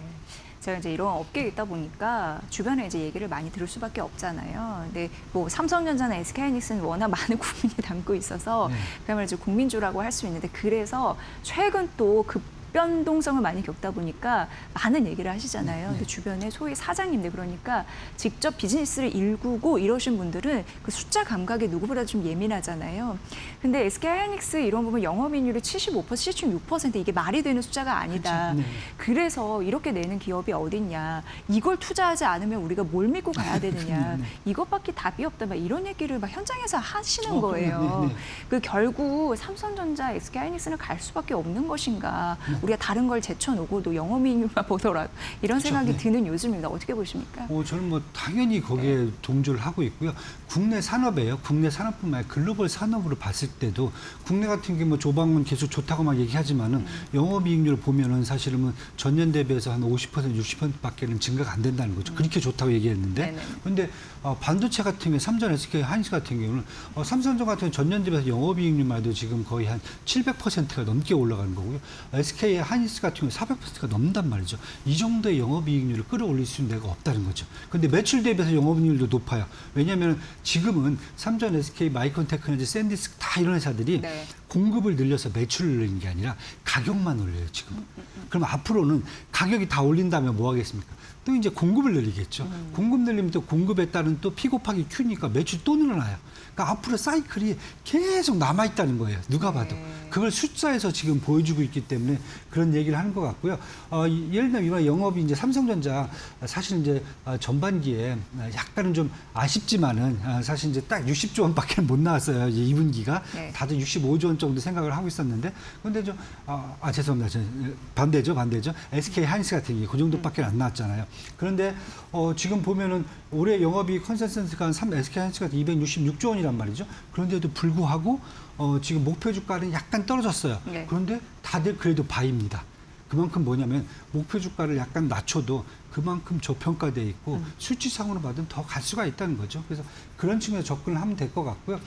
삼성전자 이번에 이제 실적 발표 공식적으로 하면서 얘기 나왔던 부분들이 뭐 하반기 때 HBM4 공급 시작을 할 거고요. DRAM 랜드 가격 상승 3분기에도 지속될 수 있다. 그다음에 파운드리 흑자 전환 가능하다. 폴더블 폰 판매가 증가를 하고 있다. 자사주 매입 이제 앞으로 연말까지 한 50조 원 이상 하겠다. 이렇게 보면은 누가 봐도 사실 재무 지표도 좋은데 앞으로 더 좋아지게 지금 보여지고 있거든요. 네. 그다음에 SK 하이닉스도 지금 하반기 HBM 양상 이미 이제 베라루빈 지금 나오기 시작했잖아요. 거기는 HBM4가 들어가거든요. 시작됐고 DRAM 랜드 가격 상승 나오고 있고 여기도 지금 주주 환원 정책 해야 되잖아요. ADR 상장하면서 그만큼 주주가 치석된 부분 메꿔내야 되고 그다음에 여기는 또 한 300만 원 넘어가면 액면 분할 가능성도 좀 존재하고 있고 그다음에 최태원 회장님이 또 가족사 때문에 좀 많이 좀 갖고 오셔야 되니까 이런 부분도 네네. 있으니까 그러다 보니까 지금 기본적인 재무제표뿐만 아니라 앞으로 나가는 이벤트들이 딱 적혀 있습니다. 그래서 저는 그냥 뭐 시장에서 나온 컨센서스 올해 삼성전자 영업이익 컨센서스가 한 391조 원 약간 떨어졌어요. 이 정도 떨어졌는데도 불구하고 목표 주가는 지금 평균 지금 나오는 게 한 50만 원 초반이거든요. 저는 충분히 이 정도 보셔도 될 것 같고 SK 하이닉스도 이미 이제 뭐 올해 영업이익 컨센서스 266조 원으로 약간 떨어졌어요. 전부 다. 그럼에도 불구하고 평균 목표 주가는 지금 300만 원대 초반에 지금 설정이 돼 있거든요. 그렇다고 보면 올해 이 정도 충분하게 올라오는 데는 문제 없지 않을까 이렇게 지금 보고 있기 때문에 결국 이게 삼전 SK만의 어떤 현상이 아니라 미국 시장에서 보시면 마이크론이라든지 샌디스크라든지 웨스턴 디지털 반도체 종목들이 거의 다 비슷한 이런 상황에 좀 들어와 있다고 보시면 되기 때문에 저는 그냥 국내 삼전 SK 하이닉스만 특출나게 잘한다 이걸 믿고 하지 마시고 글로벌 반도체 산업 특히 제조사들의 이런 어떤 경쟁력이라든지 영업이익률을 전반적으로 보고 쫓아가시는 게 좋지 않을까 이렇게 말씀을 드리고 싶습니다. 네. 8월에 의미 있는 반등, 앞으로 하반기에는 외국인 수급이 좀 지탱을 해줘야지 가능하다라는 말씀을 해주셨는데 정말 외국인 투자들을 얄밉기도 하지만 그들의 패턴을 우리가 참고를 안 할 수가 없습니다. 왜냐하면 코스피가 고점을 쳤을 때 쭉 가지고 있다가 대거 시세 차익 내고 빠져나갔잖아요. 빠져나간 이후에 증시 폭락하고 막 변동성 있고 그리고 이렇게 많이 낮아졌을 때 이제는 기회다 그러면서 들어간다는 거잖아요. 네. 그들은 돈을 그렇게 잘 벌고 있구나라는 생각이 드는데 그들의 패턴을 알아야 될 이유가 있을 것 같습니다. 네, 맞습니다. 뭐 중요한 게 사실 외국인 수급이 지금 아까도 제가 코스피 점유율 40%가 넘다고 넘게 외국인이 갖고 간다고 했잖아요. 그렇다고 보면 결국 40%를 외국인들이 차지해주는 시장에서 이쪽의 패턴을 읽지 않으면 쉽지 않다. 그리고 국내 기관 투자가 되죠. 연기금이라든지 아니면 국민연금 사실 똑같이 외국인과 거의 같은 매매 방식, 기관들은 거의 비슷하게 매매를 하거든요. 그렇다면 보면 결국 제가 보기에 한 70% 이상은 사실은 기관의 어떤 매매 패턴을 이해하셔야 된다 이렇게 말씀드리고 싶고요. 지금 외국인들 매매 패턴 보면은 딱 이겁니다. 지난번에 반도체를 좀 많이 셀을 했어요. 셀을 했을 때 이게 뭐 밸류에이션에 문제있다는 얘기는 아무도 없었어요. 중요한 것은 뭐냐면 기술주 내에서 그러니까 기술주에 딱 비중을 항상 갖고 가거든요. 그 안에서 반도체의 비중이 너무 높아졌다. 그러니까 이 반도체를 빼고 뭐 메타라든지 구글과 같은 하이퍼스케일로 좀 옮겨 타자 이렇게 얘기가 나왔던 게 6월달, 7월달에 매도세였거든요. 근데 지금 또 분위기는 벌써 그런 메타라든지 이런 하이퍼스케일러들의 영업이익 상승률이 생각보다 이렇게 많이 안 올라오니까 일단 다시 반도체로 가자는 게 지금 패턴인 것 같아요. 네네. 그렇다고 보면 저는 AI 관련돼 있는 밸류체인은 무조건 외국인들이 미국뿐만 아니라 한국도 똑같이 간다라고 보시면 될 것 같아요. 그래서 반도체 제조사뿐만 아니라 거기다 이제 소부장, 그다음에 이제 반도체가 딱 가면 국내 같은 경우 로보틱스가 바로 연결이 됩니다. 왜냐면 뭐 자율주행 다 반도체 꽂아야 가는 거니까요. 그 다음에 반도체 에너지 공급 전에는 사실 저희가 뭐 방산 특히 이제 원전이라든지 아니면 전압기 별로 이런 걸 이제 인프라 쪽을 많이 봤거든요. 근데 이런 수주 산업들은 지금 국내에서는 사실 얘기가 좀 틀리거든요. 그래서 저는 그거보다는 국내 신재생 에너지라든지 2차 전지 쪽을 에너지원으로 더 보시면 좋을 것 같다. 왜냐하면 이제 한국전력의 전력 독점도 깨졌고요. 네네. 어제 그저께 보시면 삼성 SDI 실적 보시면은 되게 좋게 나왔거든요. 그 정도 보신다면 또 2차 전지뿐만 아니라 신재생 에너지 쪽으로 이렇게 밸류체인을 에너지 밸류체인을 외국인들이 가져가는 게 눈에 보인다. 이건 이 상황은 미국 증시에서 똑같을 것 같아요. 그다음에 두 번째는 하나는 더 본다면 또 외국인들 기관 투자 같은 실적에 되게 민감하거든요. 그렇죠. 네. 근데 지금 실적이 되게 좋은데 가장 못 오른 종목이 딱 두 개 있어요. 화장품 엔터입니다. 화장품에서 요즘에 많이 나오는군요. 네, 왜냐하면 화장품 엔터는 제가 다른 것보다 수출 지표를 항상 보거든요. 네. 대한민국 수출 지표에서 반도체는 뭐 전년 대비해서 100%, 200% 네, 증가하는데 네. 그 다음에 꾸준하게 증가하는 데가 화장품 엔터예요. 해마다 매월이죠. 매월 10%에서 15% 이상 계속 수출이 증가가 하고 있거든요. 그만큼 지금 미국하고 유럽 시장에서 한국 제품이라든지 아니면 뭐 BTS 어제 또 뭐 뉴저지 공연 한번 보셨잖아요. 난리가 났잖아요. 뭐 이 정도인데 이렇게 실적이 안 나오는데. 정말 하이브는 너무 답답한데 주가는. 그렇죠. 네. 하이브는 제가 보기에는 나중에 좀 적용이 될 것 같아요. 네. 당장은 삼전 SK 쏠림이 있다 보니까 좀 기다려야 될 것 같고 이런 화장품 엔터 같은 펀디멘탈이 계속 강화가 지속된다면 기관들은 충분히 삽니다.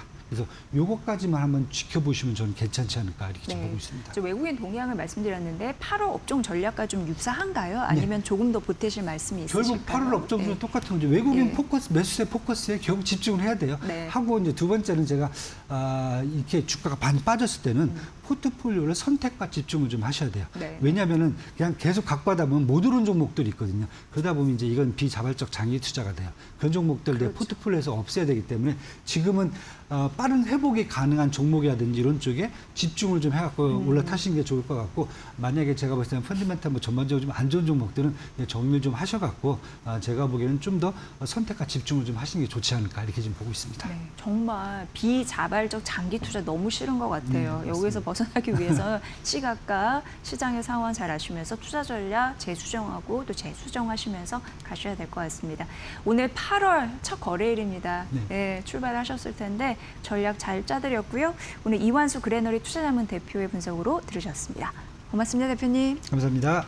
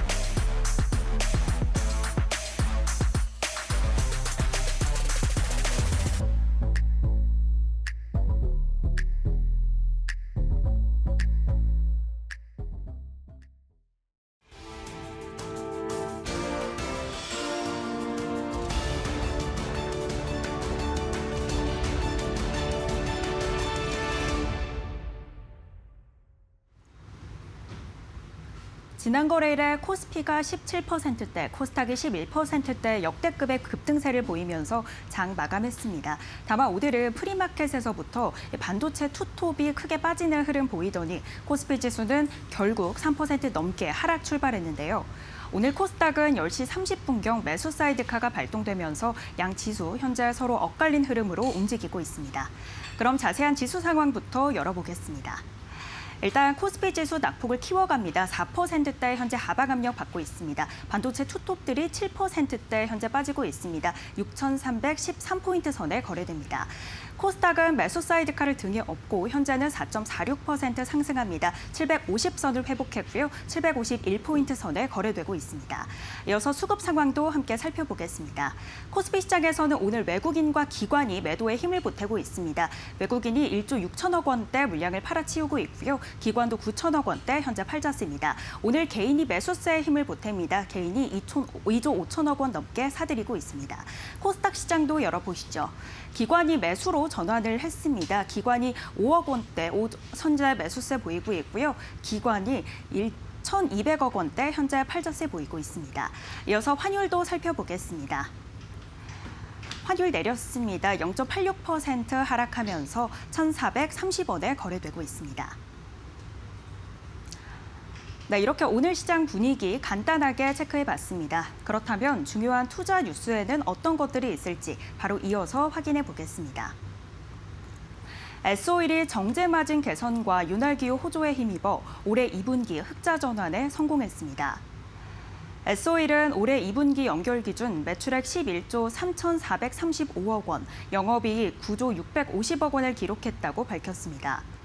전년 동기 대비해서 매출액은 40.9% 증가했고 영업이익 흑자 전환, 단기순이익 역시 5,146억 원을 기록하면서 흑자 전환에 성공했습니다. 다만 매출액과 영업이익은 모두 시장의 예상치를 하회했습니다. 사업 부문별로는 정유 부문 매출이 9조 232억 원, 윤활 부문 매출이 1조 1,070억 원으로 중동 지역 생산 차질과 호르무즈 해협 봉쇄에 따른 물류 제약으로 스프레드가 역대 최고 수준을 기록했습니다. S-오일 현재 주가 흐름 살펴보겠습니다. 현재 4.4% 내리면서 12만 1,700원 선에 거래되고 있습니다. 주말 사이에 트럼프 대통령이 대이란 공습을 보류하고 나서면서 국제유가가 WTI 80달러 선으로 현재 하락했는데요. SK이노베이션은 2.17% 현재 하방 압력 받으면서 10만 8천 원 선에 거래되고 있습니다.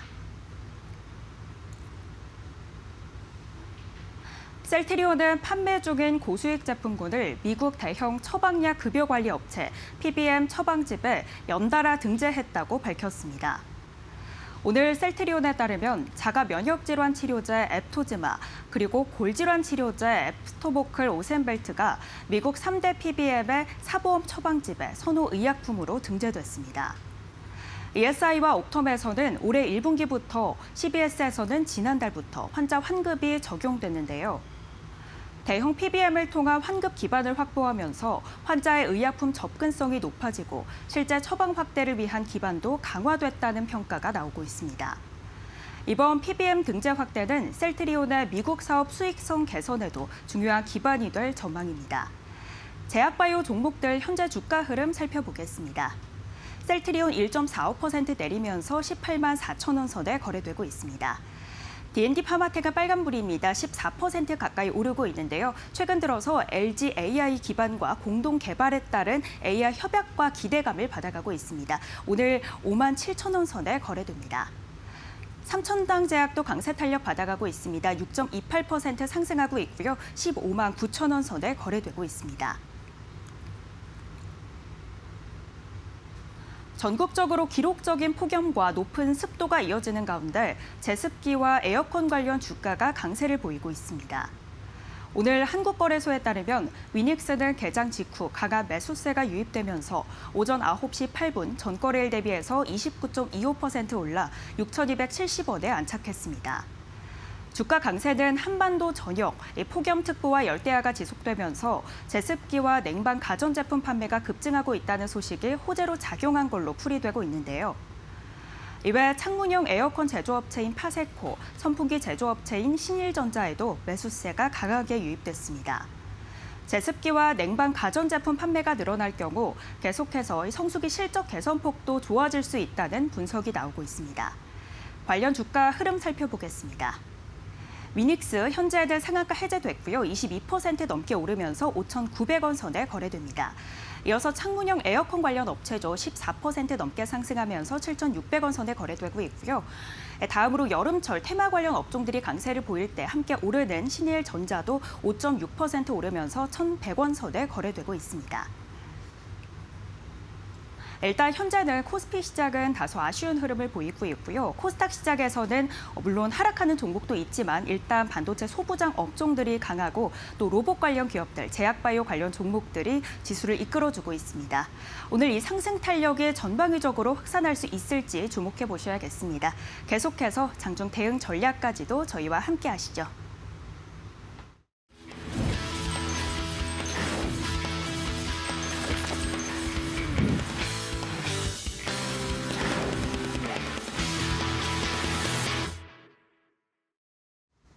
상위 1% 초고수의 픽 시간입니다. 수익률 상위 1% 주식 고수들 오늘 어떤 전략 세우고 있을까요?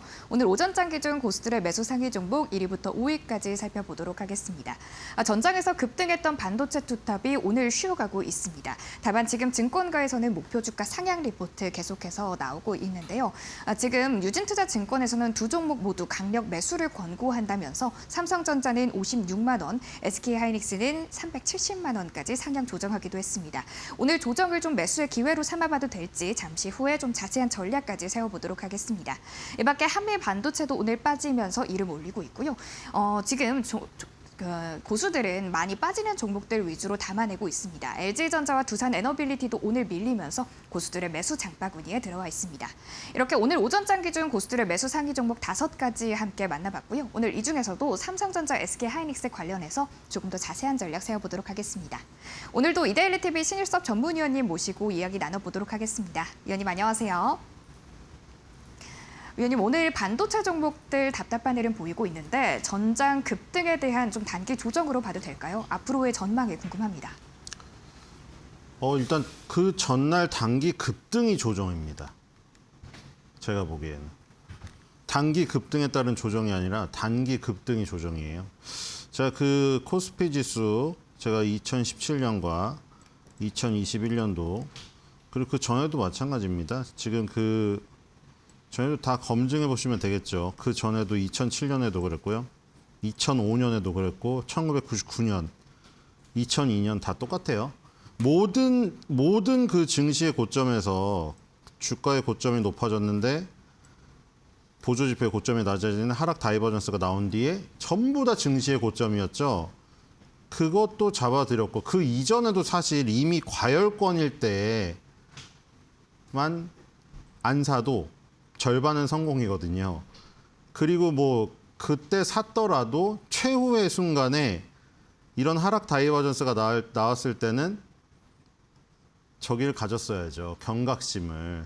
그리고 거기서 만약에 그 제대로 된 행동을 했다면 지금 이 10개월 선에서의 지지를 먹을 수가 있었겠죠.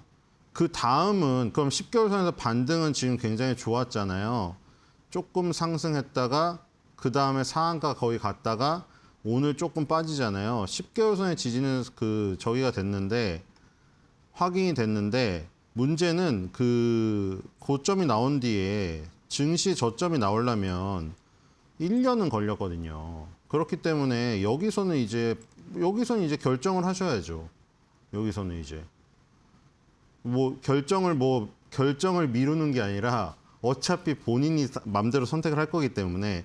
그런데 지금 무슨 얘기를 하려고 하냐면 일단 이 지금 그 증시의 고점이 나온 뒤에 저점이 나오려면 꽤 많은 시간이 걸린다는 게 기간 조정을 얘기하는 것이거든요. 이렇게 차트가 엄청나게 실타래가 벌어지고 나면 항상 이 그 모든 원리가 똑같은데 실타래가 그거 똑같잖아요. 일이 막 그 정신없이 사건이 막 벌어지다 보면은 나중에 봉합이 되고 뭐 그러잖아요. 뭐 갈등이 이제 막 치솟다가도 화해를 하고 이게 똑같거든요. 막 벌어졌다가 결국에 또 뭉치거든요. 뭉쳤다가 다시 벌어졌다가 지금 완전히 벌어졌죠. 그럼 또 뭉쳐야 돼요. 이걸 바로 이격 조정이라고 하잖아요. 이격 조정을 해야 되는데 지금 전부 다 딱 지키면서 아무리 무슨 변동성이 심해지고 이런다고 하더라도 전부 다 철저히 지키고 있습니다. 여러분들 철저히 지키죠. 코스피 같은 이런 대표 지수는 아무리 변동성이 커지고 시대가 바뀐다고 한들 안 바뀌는 건 항상 있습니다. 철저히 지킨다는 거. 이동평균선이라든가 간격이라든가. 아니, 보시면은 그럼 안 그러면 이게 모든 게 우연일 수가 있나요? 모든 게 우연으로 어떻게 그 시점에 일어나나요? 말이 안 되잖아요. 자, 이거 이번에도 마찬가지죠. 60조선에서 지지가 벌어졌잖아요. 지금 이게 꼬리가 안 그러면 여기서 여기가 뭐가 있길래 갑자기 우연으로 반등을 했을까요? 우연이란 건 없습니다. 지수의 반등이라든가 반락에. 60주선에서 반등한 것이고 그러면 이제 20주선이 지지가 아니라 저희가 되겠죠. 저항이 되겠죠, 이제는. 그렇기 때문에 여기서는 불리한 지금 상황에 처한 거예요. 이 밑에 일봉에서도 보시면은 이 지금 급등을 했지만 이제는 이동평균선들이 다 머리 위에 있거든요. 저항이 머리 위에 많이 있다는 겁니다. 그러니까 정리하자면 이런 거죠. 장기적인 차트로 봤을 때 월봉에서 지지는 확인이 됐지만 이전의 고점에서 그 비교해 봤을 때 저점이 나올 때까지 꽤 시간이 필요하니까 주봉이나 일봉으로 이제 작은 현미경으로 들여다보니 지금 머리 위에 저항이 지금 위치하고 있는 거죠. 그러니까 이제 판단을 하셔야죠. 밑에서 10개월 선에서 지지를 확인을 하고 저점 매수를 성공하셨다면은 이제는 한 발 물러서서 현금을 보유하면서 때를 기다리는 게 추천할 만한 거다. 첫 번째로. 뭐 그게 아니라면은 나는 여기서 더 끌고 가면서 더 투입을 해가지고 왕창 들어가서 저점을 더 낮춘 다음에 내 매수 단가를 낮춘 다음에 빠져나오는 거. 왜냐면 손실이 지금 상한가 갔어도요. 여러분들 증권사 목표 주가랑 괴리율이 거의 96%, 97% 이런 뉴스 많이 보셨죠. 아무 필요가 없잖아요, 지금. 그런 뭐 그 얘기도 나왔지만 뒷북에 대한 얘기가 나왔는데 내리면은 그냥 목표 주가 내리고 올라가면은 목표 주가 올리고 아무 소용이 없어요. 그렇기 때문에 여러분들이 미리 이런 장치를 통해서 대응을 하지 못한다면 아무 필요가 없고 제가 추천할 만한 가장 첫 번째 1순위는 일단은 멀리 떨어져 있는 거다. 이렇게 정리가 되겠습니다. 네, 지금 기술적으로 분석을 해봤을 때 추가적인 조정의 가능성이 있다라고 이야기해 주셨습니다. 이렇게 매수 종목 전략까지 함께 체크해봤고요. 이어서 매도 종목도 함께 살펴보도록 하겠습니다. 오늘 오전장 기준 고수들의 매도 상위 종목 1위부터 5위까지입니다. 오늘 기판주가 정말 뜨겁습니다. 전장에서 상한가 나란히 경신했던 삼성전기와 대덕전자 오늘도 추가적인 시세 분출하고 있는데요. 아무래도 삼성전기가 2분기 실적이 잘 나오면서 이 부분 다시금 부각받고 있는 것으로 풀이됩니다. 이 밖에 D&D 파마텍도 오늘 장중에 두 자릿수 급등세를 보였고 효성중공업까지 견조한 흐름 보이면서 고수들 기분 좋게 수익 실현하고 있습니다. 다만 네이버는 지금 답답한 흐름 보이고 있습니다. 최근에 엔비디아가 지분 4.5%를 매입해서 3대 주주로 올라섰는데 앞으로의 전망이 좀 어떻게 될지 잠시 후에 좀 이야기 나눠보도록 하겠습니다.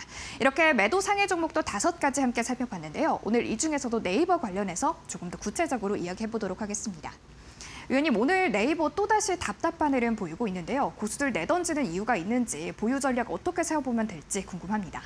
네, 네이버, 카카오, LG전자 정말 여러분들 이거 약 올리는 것도 아니고 진짜 미칠 노릇이죠. 자, 네이버, 카카오, LG전자 이런 것들이 정말 희망 고문의 대명사거든요. 지금 손실 본 사람 많을 텐데 LG전자는 진짜 야 이거는 장난하는 것도 아니고 지금 이거 408.15% 올랐다가 지금 73.91%거든요. 위에서 깎아먹은 게 지금 330%예요. 이건 진짜 끔찍하네요, 진짜. 46만 7천 원 갔다가 15만 9천 원으로 떨어진다고요? 이거 뭐 회복할 가능성이 없어 보여요, 저거는. 뭐 LG전자만큼은 아니지만 네카오도 마찬가지거든요. 오름폭을 다 깎아먹었는데 자, 네이버는 이거 연봉 차트를 보세요. 연봉 차트를 보면은 뭐 최후의 희망은 살아있다. 이렇게 일단 결론 타이틀을 내릴 수가 있겠거든요. 최후의 희망은 살아있다. 왜냐하면 지금 10년선을 깨지 않았잖아요. 지금 보시면은 10년선이 안 깨졌어요. 왜냐하면 10년선이 왜 중요하냐면 2011년에 이게 10년선이 생겼거든요. 처음으로. 이 네이버가 2002년에 상장되었기 때문에 10년이 지나야 10년 이동평균선이 생길 거 아니에요. 10년 이동평균선이라는 게 10년의 주가 흐름을 이동평균선으로 만들어서 그어 놓은 거잖아요. 10년의 주가 이동평균을. 그럼 10년 뒤에 생기니까 2011년에서야 10년 이동평균선이 생겼단 말이에요. 그 뒤에 뭐 굵직굵직한 거 있었잖아요. 제일 유명하게 코로나가 제가 알려진 게 2020년 코로나도 있었잖아요. 2020년 코로나 때도 10년선은 깨지지 않았거든요. 왜 코로나를 얘기하냐? 코로나 때는 모든 게 무너졌는데 그때도 무너지지 않는 이동평균선이라든가 지지가 무너졌다? 그럼 무엇을 의미하는 걸까요? 그 회사의 비즈니스 모델이 끝난 거예요. 밥그릇이 깨진 거예요.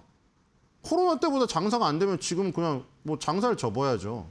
그러니까 10년선이 이탈되면은 모든 어떤 그 끔찍한 일이 있었던 때보다 더 안 좋다는 걸 의미하니까 아예 그건 그러니까 장사를 접어야 되는 건 그 기업의 입장이고 투자자 여러분들은 투자를 접으셔야 돼요. 한마디로 말을 해가지고 지금 뭐 맨날 예로 알려드리는 게 이런 것들이잖아요. 롯데케미칼이나 NC소프트. 롯데케미칼, NC소프트는 2020년이든 2008년 저점에도 안 깼던 걸 다 깼잖아요. 이거는 밥그릇이 끝난 거예요. 여러분들이 투자를 하면 안 되는 거죠. 그러니까 네이버는 거기는 살아있다 이거죠. 거기는 살아있는데 문제는 거기가 이번 연도에 깨질 수도 있다는 거죠. 거기 깨지면 뒤도 돌아보지 말고 손절하셔야 됩니다. 자, 그리고 지금 그러니까 거기서 압박을 느끼고 있기 때문에 계속 뭐 피지컬 AI든 뭐 LG전자 같은 경우 피지컬 AI든 네이버 같은 경우 젠스장에 방문을 하던 뭐 여기에 데이터 센터가 붙든 안 오르는 거예요, 지금. 그러니까 10년선 저점이 깨지면 다 버려야 되시고 그 지금 거기가 지켜진다는 한도 내에서 지금 윗부분을 바라봐야 되는데 윗부분도 만만치 않습니다. 25만 원에서 30만 원 사이에는 엄청난 저항이 있어요. 그러니까 이거는 올라가더라도 30만 원이 최대치로 목표를 잡고 거기서 그 안에서 제한된 가운데 내에서 목표 주가를 삼아놓고 하셔야 될 것 같습니다. 네, 이어서 현재 상황 살펴보겠습니다. 코스피와 코스닥 양 지수 엇갈린 흐름 보이고 있는데요. 코스피는 오늘 좀 빠지고 있고요. 코스닥이 10시 30분 좀 넘기면서 매수 사이드카가 발동됐습니다. 그럼 버블맵 통해서 업종별 흐름도 살펴보겠습니다. 숫자는 등락률을 의미하고요. 버블의 크기는 시장의 관심도입니다. 오늘 일단 가장 크게 포착이 되는 게 반도체입니다. 반도체가 7.3% 빠지고 있는데 전거래일에 반도체 투톱이 거의 20% 넘게 상한가 근처까지 좀 크게 올랐습니다. 오늘 이 차익 실현 매물이 좀 나오면서 반도체 투톱이 현재 6에서 7%대 빠지고 있고요. 전기전자 안에서는 좀 서로 다른 좀 혼조세 양상을 보이고 있습니다. 그 안에서 효성중공업이 크게 뛰어오르고 있는데요. 전거래일에 장을 마치고 실적을 냈는데 전분기 대비해서 전년 동기 대비 영업이익이 6% 넘게 올랐습니다. 현재 빨간불로 들어와 있고요. 금융단도 오늘 혼조세 보이면서 업종 자체는 1%대 파란불로 들어와 있습니다. 운송 물류도 현재 0.4% 상승, 또 제약바이오 업종 안에서는 코스닥 시장 안에서 물론 하락하는 종목이 있지만 오늘 그래도 시장 대비해서 견조하게 올라주는 종목들이 다수 포착되고 있습니다. 이외 오늘 로봇 관련 업종들 강하고요. 또 여름철 테마로 해서 이제 폭염이나 에어컨 관련된 제습 관련된 테마들이 강세를 보이고 있습니다. 그럼 첫 번째 특징 섹터로 로봇 관련해서 살펴보겠습니다. 오늘 로봇 관련 종목들이 강세 탄력 받아갑니다. 일단 미국과 중국의 이 패권 전쟁이 격화하면서 미국이 중국에 이 로봇을 수입 금지한다라는 소식이 있었죠. 여기에 더해서 구글이 제미나이 2를 공개했는데 굉장히 정교하게 손가락을 움직이고 전구까지 교체하는 그런 영상이 공개가 됐습니다. 시장 기대감도 또 받아가고 있는 상황이고 오늘 이렇게 좀 코스닥 안에서도 로보틱스 관련된 기업들이 좀 강한 시세를 보이고 있는데요. 그렇다면 이 로봇 관련 기업들이 좀 앞으로 좀 개발이 되려면 시간이 좀 남은 상황에서 오늘 저가 매수에 좀 들어가도 괜찮은 타이밍인지 궁금합니다. 네, 일단은 저가 매수 타이밍이죠. 근데 문제는 항상 우리가 저가 매수 타이밍을 얘기를 하려면은 고점을 잡아주고 저가 매수 타이밍을 얘기해야지. 고점에서 다 물리게 해놓고 거기서 계속해서 추종해서 지금 떨어집니다. 지금 파세요. 한참 떨어진 다음에 그래놓고 이제 이제 분할 매수 타이밍입니다. 이러면 황당하죠. 그러니까 지금 삼성전자, SK하이닉스 예를 들어 상한가를 먹었더라도 반토막 이상 나 있거든요. 그것은 이제 고점에서 팔고 나서 분할 매수 타이밍을 잡아줘야 분할 매수 타이밍이지 그 분할 매수 타이밍이 수익을 위한 타이밍이 아니라 물론 손실을 줄이는 것이라도 조금이라도 줄이면 다행이지만 사실 그게 어느 정도 것이어야지 뭐 그런 생각이 듭니다. 어쨌든 지금 로봇주도 뭐 현대차를 비롯하여서 현대차가 자동차 업종으로 분류가 되어 있지만 사실 피지컬 AI의 대장이잖아요. 근데 현대차 그룹도 다 날려먹었잖아요. 지금 이번 연도에 오른 거를 다 날려먹고 지금 현대차 이번 연도 1월 달에 시작한 거의 시점까지 다 돌아갔습니다. 지금. 그렇죠? 이번 연도 1월 달에 29만 9,500원이 시가거든요. 지금 39만 7천 원이에요. 겨우 10만 원 차이죠. 지금 6월 달에 70만 원 갔다가 70만 원도 78만 원이니까 80만 원이라고 봐야겠죠. 80만 원을 갖다가 다 깎아 먹었습니다. 지금 결국에는 20개월 선까지 돌아왔습니다. 그러니까 뭐 이거 20개월 선이라는 중요한 항상 얘기했잖아요. 지금 뭐 제가 월봉이든 주봉이든 일봉이든 보여드릴 때 까만색이랑 빨간색이 굵게 되어 있잖아요. 지금 보시면 자 이거 주봉이고 이거 일봉입니다. 그렇죠? 월봉이고 연봉이고 다 보시면은 까만색이랑 빨간색만 굵게 되어 있잖아요. 52평선하고 22평선만 굵게 해놓은 거거든요. 그럼 그 두 개가 더 중요하다는 걸 알 수가 있겠죠. 그럼 중요한 월봉에서 20개월 선의 지지를 지금 받는 때까지 왔으니까 저가 매수 기회죠. 근데 문제는 여기 6월 달에 팔지 않고 지금 저가 매수를 한들 돈도 없거니와 돈을 쏟아 부었다고 하더라도 지금 평균 단가를 아무리 낮춰도 지금 한참 올라야 자기 매수 단가 이상을 갈 거예요. 그러니까 지금 어쨌든 저가 매수라는 말은 맞는데 상황에 따라서 저가 매수를 아무리 해서 평균 단가를 낮추더라도 수익이 나려면 한참 올라야 되는 분들이 수두룩할 겁니다. 그게 문제라는 거죠. 어쨌든 간에 뭐 손실을 안 본다는 상황 하에, 전제 하에 얘기를 드리면 20개월 선에서 지지는 확인이 됐는데 이제는 문제가 50만 원이란 마디지수 때 아니면은 지금 이 10개월 선이 그동안 지지였잖아요. 이제는 머리 위에 있으니까 저항이라는 거죠. 그거를 이제 염두에 두고 주봉, 일봉 같은 거 내려가 보는 거죠. 점점 숲에서 나무를 보는 거죠. 여기 주봉에서도 마찬가지죠. 60주선의 지지를 받고 있지만 이제는 10주선과 20주선이 내려옵니다. 그럼 저항이 되겠죠. 일봉도 마찬가지죠. 일봉에서 반등이 나왔지만 그렇죠? 머리 위에 다 있잖아요. 11선, 21선, 이제 멀리는 61선, 120선 다 있습니다. 그러니까 지금 여기 보세요. 일봉에서 왜 반등이 나왔나? 침체권에 빠졌잖아요. 이번 연도 들어가지고 30 이하로 간 침체권에 빠진 건 처음입니다, 지금. 그래서 기술적 반등이 나왔는지 모르겠지만 이제는 위에 굉장히 강력한 저항선이 있다. 이렇게 보시면 될 것 같고 당연히 현대차가 이러니 레인보우 로보틱스나 이런 것도 마찬가지예요. 그렇죠? 레인보우 로보틱스도 월봉에서 20개월 선의 지지를 받고 있지만 주봉에서는 60주선의 지지 저항을 받고 있고 일봉에서도 마찬가지죠. 그렇죠? 이동평균선들이 다 머리 위에 있잖아요. 그러니까 제한된 가운데 반등을 노리는 이런 케이스로 보시면 될 것 같습니다. 네, 일단 저가 매수가 가능한 시점이긴 하지만 고점 대비해서 좀 고려를 해야 하기 때문에 현재 이 차트들을 살펴보면서 좀 이야기 나눠봤고요. 그럼 두 번째 특징 섹터로는 제약바이오 살펴보겠습니다. 오늘 코스닥 시장 안에서 삼천당 제약이나 리가캠바이오, ABL바이오까지 좀 이렇게 오르고 있는 종목들이 많습니다. 개별적으로는 셀트리온 관련해서는 호재가 있지만 이외 종목들이 사실 이렇다 할 호재가 없는데 오늘 업종 전반이 왜 이렇게 강한지도 궁금하고요. 또 공식 규제가 허용이 된다. 이번에는 공식 규제가 시행이 된다. 이런 주말 사이 소식이 있었는데 이 공식 규제가 과연 제약바이오 투심에 영향을 미치게 될지도 궁금합니다. 네, 제약바이오 응원하는데 정말 힘들죠. 지금 호롱 티슈준도 일단 20% 가까이 반등하고 일단 HLB는 4%가량 반등하고 약하네요. 그다음에 펩트론이 상한가 갔거든요. 펩트론. 그렇죠. 그런데 지금 문제가 바이오 지금 이거 4연타라고 말씀드렸잖아요. 알테오젠부터 시작됐죠. 계속 얘기를 드렸지만 알테오젠이 계약한 기술 수출 규모가 예상보다 작다. 그걸로 시작해서 꺾인 다음에 그게 꺾여가지고 코스피 이전할 찬스를 놓쳐버린 거 타이밍을 이사회 결의를 다 해놓고 주주총회 통과시켜놓고 그 다음에 삼천단제약 완전히 지금 천당에서 지옥 갔죠.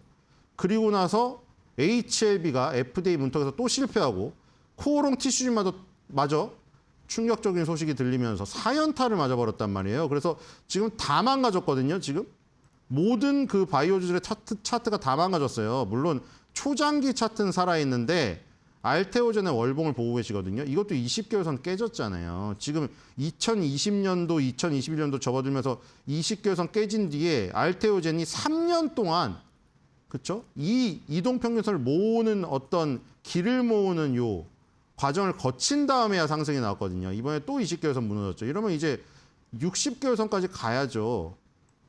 그렇죠? 상식적으로 생각해서. 그렇기 때문에 또 여유가 지금 밑바닥으로 여유가 있는 것이고 오늘 펩트론도 상한가를 갔지만 장기적인 아주 초장기는 살아있어요. 펩트론도. 근데 이것도 이제 60주선까지 갔죠. 얘는 벌써. 알테오젠은 조금 더 남았고. 얘도 마찬가지인데 이제 반등을 하더라도 60개월선이죠. 반등을 하더라도 지금 이제 20개월선이 머리 위에 위치하고 있잖아요. 불리하다 이거죠. 펩트론이 2023년도 처음 올라와가지고 한 번도 20개월선 안 깨다가 만 3년 만에 20개월선 깼습니다. 그러니까 이제는 지지로 정했던 20개월선이 머리 위에 있다는 거예요. 아까 반도체건 코스피건 다 똑같죠. 머리 위에 이제 불리한 저항이 위치하고 있다는 것이 일단 걸림돌이 머리 위에 있다는 걸 염두에 둬야 된다는 게 다 일맥상통하는 얘기예요. 그래서 알테오젠을 대표적으로 갖고 온 거는 이제 코스피 이전을 추구하고 있었고 타이밍을 일단 놓쳤는데 그것이 20개월선을 붕괴시키는 흐름이 나왔기 때문에 가격적으로는 40만 원대 그리고 20개월선 요 정도가 일단은 목표가가 되겠죠. 여러분들이 보시기에도 차트가 이쁘지가 않아요. 차트가 예쁘게 될 때까지 기간 조정이 필요하다. 그 기간 조정이 완료될 때까지는 단기적인 흐름만 나온다. 이렇게 보시면 될 것 같습니다. 네, 그럼 오늘은 코스닥 시장이 좀 강한데요. 이 안에서 좀 다음 꼬마법을 어떤 거 살펴보면 좋을까요? 네, 오늘은 조선 기자재를 볼 텐데 조선 기자재도 마찬가지거든요. 정말 이번 연도에 다 이런 거 당하신 분들 많을 텐데 태광 같은 거를 대표적으로 볼 수 있겠죠. 조선 기자재에서 일단 제일 먼저 첫 번째 빠따가 피팅이잖아요. 관이음새. 그 다음에 LNG 본행젤 나가고 그 다음에 탱크 만드는 업체, 지금 그 조명 만드는 업체, 이렇게 기타 설비 이렇게 나가는데 관이음새는 대표적으로 조선 기자재이자 여러 분야에 쓰이죠. 화학, 화공 플랜트에도 쓰이고 우리나라 산업 곳곳에 쓰입니다. 이 태광이 고가상으로 160% 올랐다가 지금 2.53이거든요. 지금 그 올해 시작가 기준으로 2.53밖에 안 올랐어요. 160% 올랐다가 싹 다 깎아 먹었거든요. 자, 그때만 해도 기세가 좋았죠. 왜냐하면 역사적 신고가를 갔거든요. 2007년, 8년도 조선주가 가장 뜨거울 때 20년 전 고점을 돌파했는데 결국에는 지금 연중으로는 실패했어요. 그래가지고 지금 다 깎아 먹어서 오히려 위까지 내려갔잖아요. 지금 60개월선까지 왔어요. 60개월선은 2024년도 이후에 처음 닿습니다. 자, 그런데 이제 한계가 있는 거죠. 주봉으로 갔더니 이동평균선이 모두 머리 위에 있고 일봉은 당연하겠죠. 그렇죠? 계속 내려가는 이유가 이런 거고. 자, 월봉에서 일단 상식적으로 생각해서 이것도 20개월선이 목표가가 되겠네요. 아까 알테오젠이랑 똑같이 바이오 업종이랑 비슷해요. 그래서 조선기자재가 꼬마 버블이긴 한데 얘도 마찬가지로 코스피도 그렇고 수프로 봤을 때 코스피도 그렇고 조선기자재 대표적인 이 태광 자체적인 움직임에서도 그렇고 한도가 있는 움직임이 나올 가능성이 크다. 그래서 한 25,000원, 6,000원 요 정도 수준까지 버블이 일어날 조금 작은 버블이죠. 꼬마 버블에서 버블이 조금 커질 정도 그 정도를 생각하고 대응하시는 정도의 생각으로 얘기를 드렸습니다. 네, 오늘 꼬마버블 조선 기자재 다만 이 성장 동력이 좀 한계가 있다 이렇게 말씀해 주셨고요. 특징주는 태광 함께 살펴봤습니다. 지금까지 이데일리 TV 신일서 위원과 함께 시장 전략 세워봤습니다. 위원님 오늘 말씀 고맙습니다.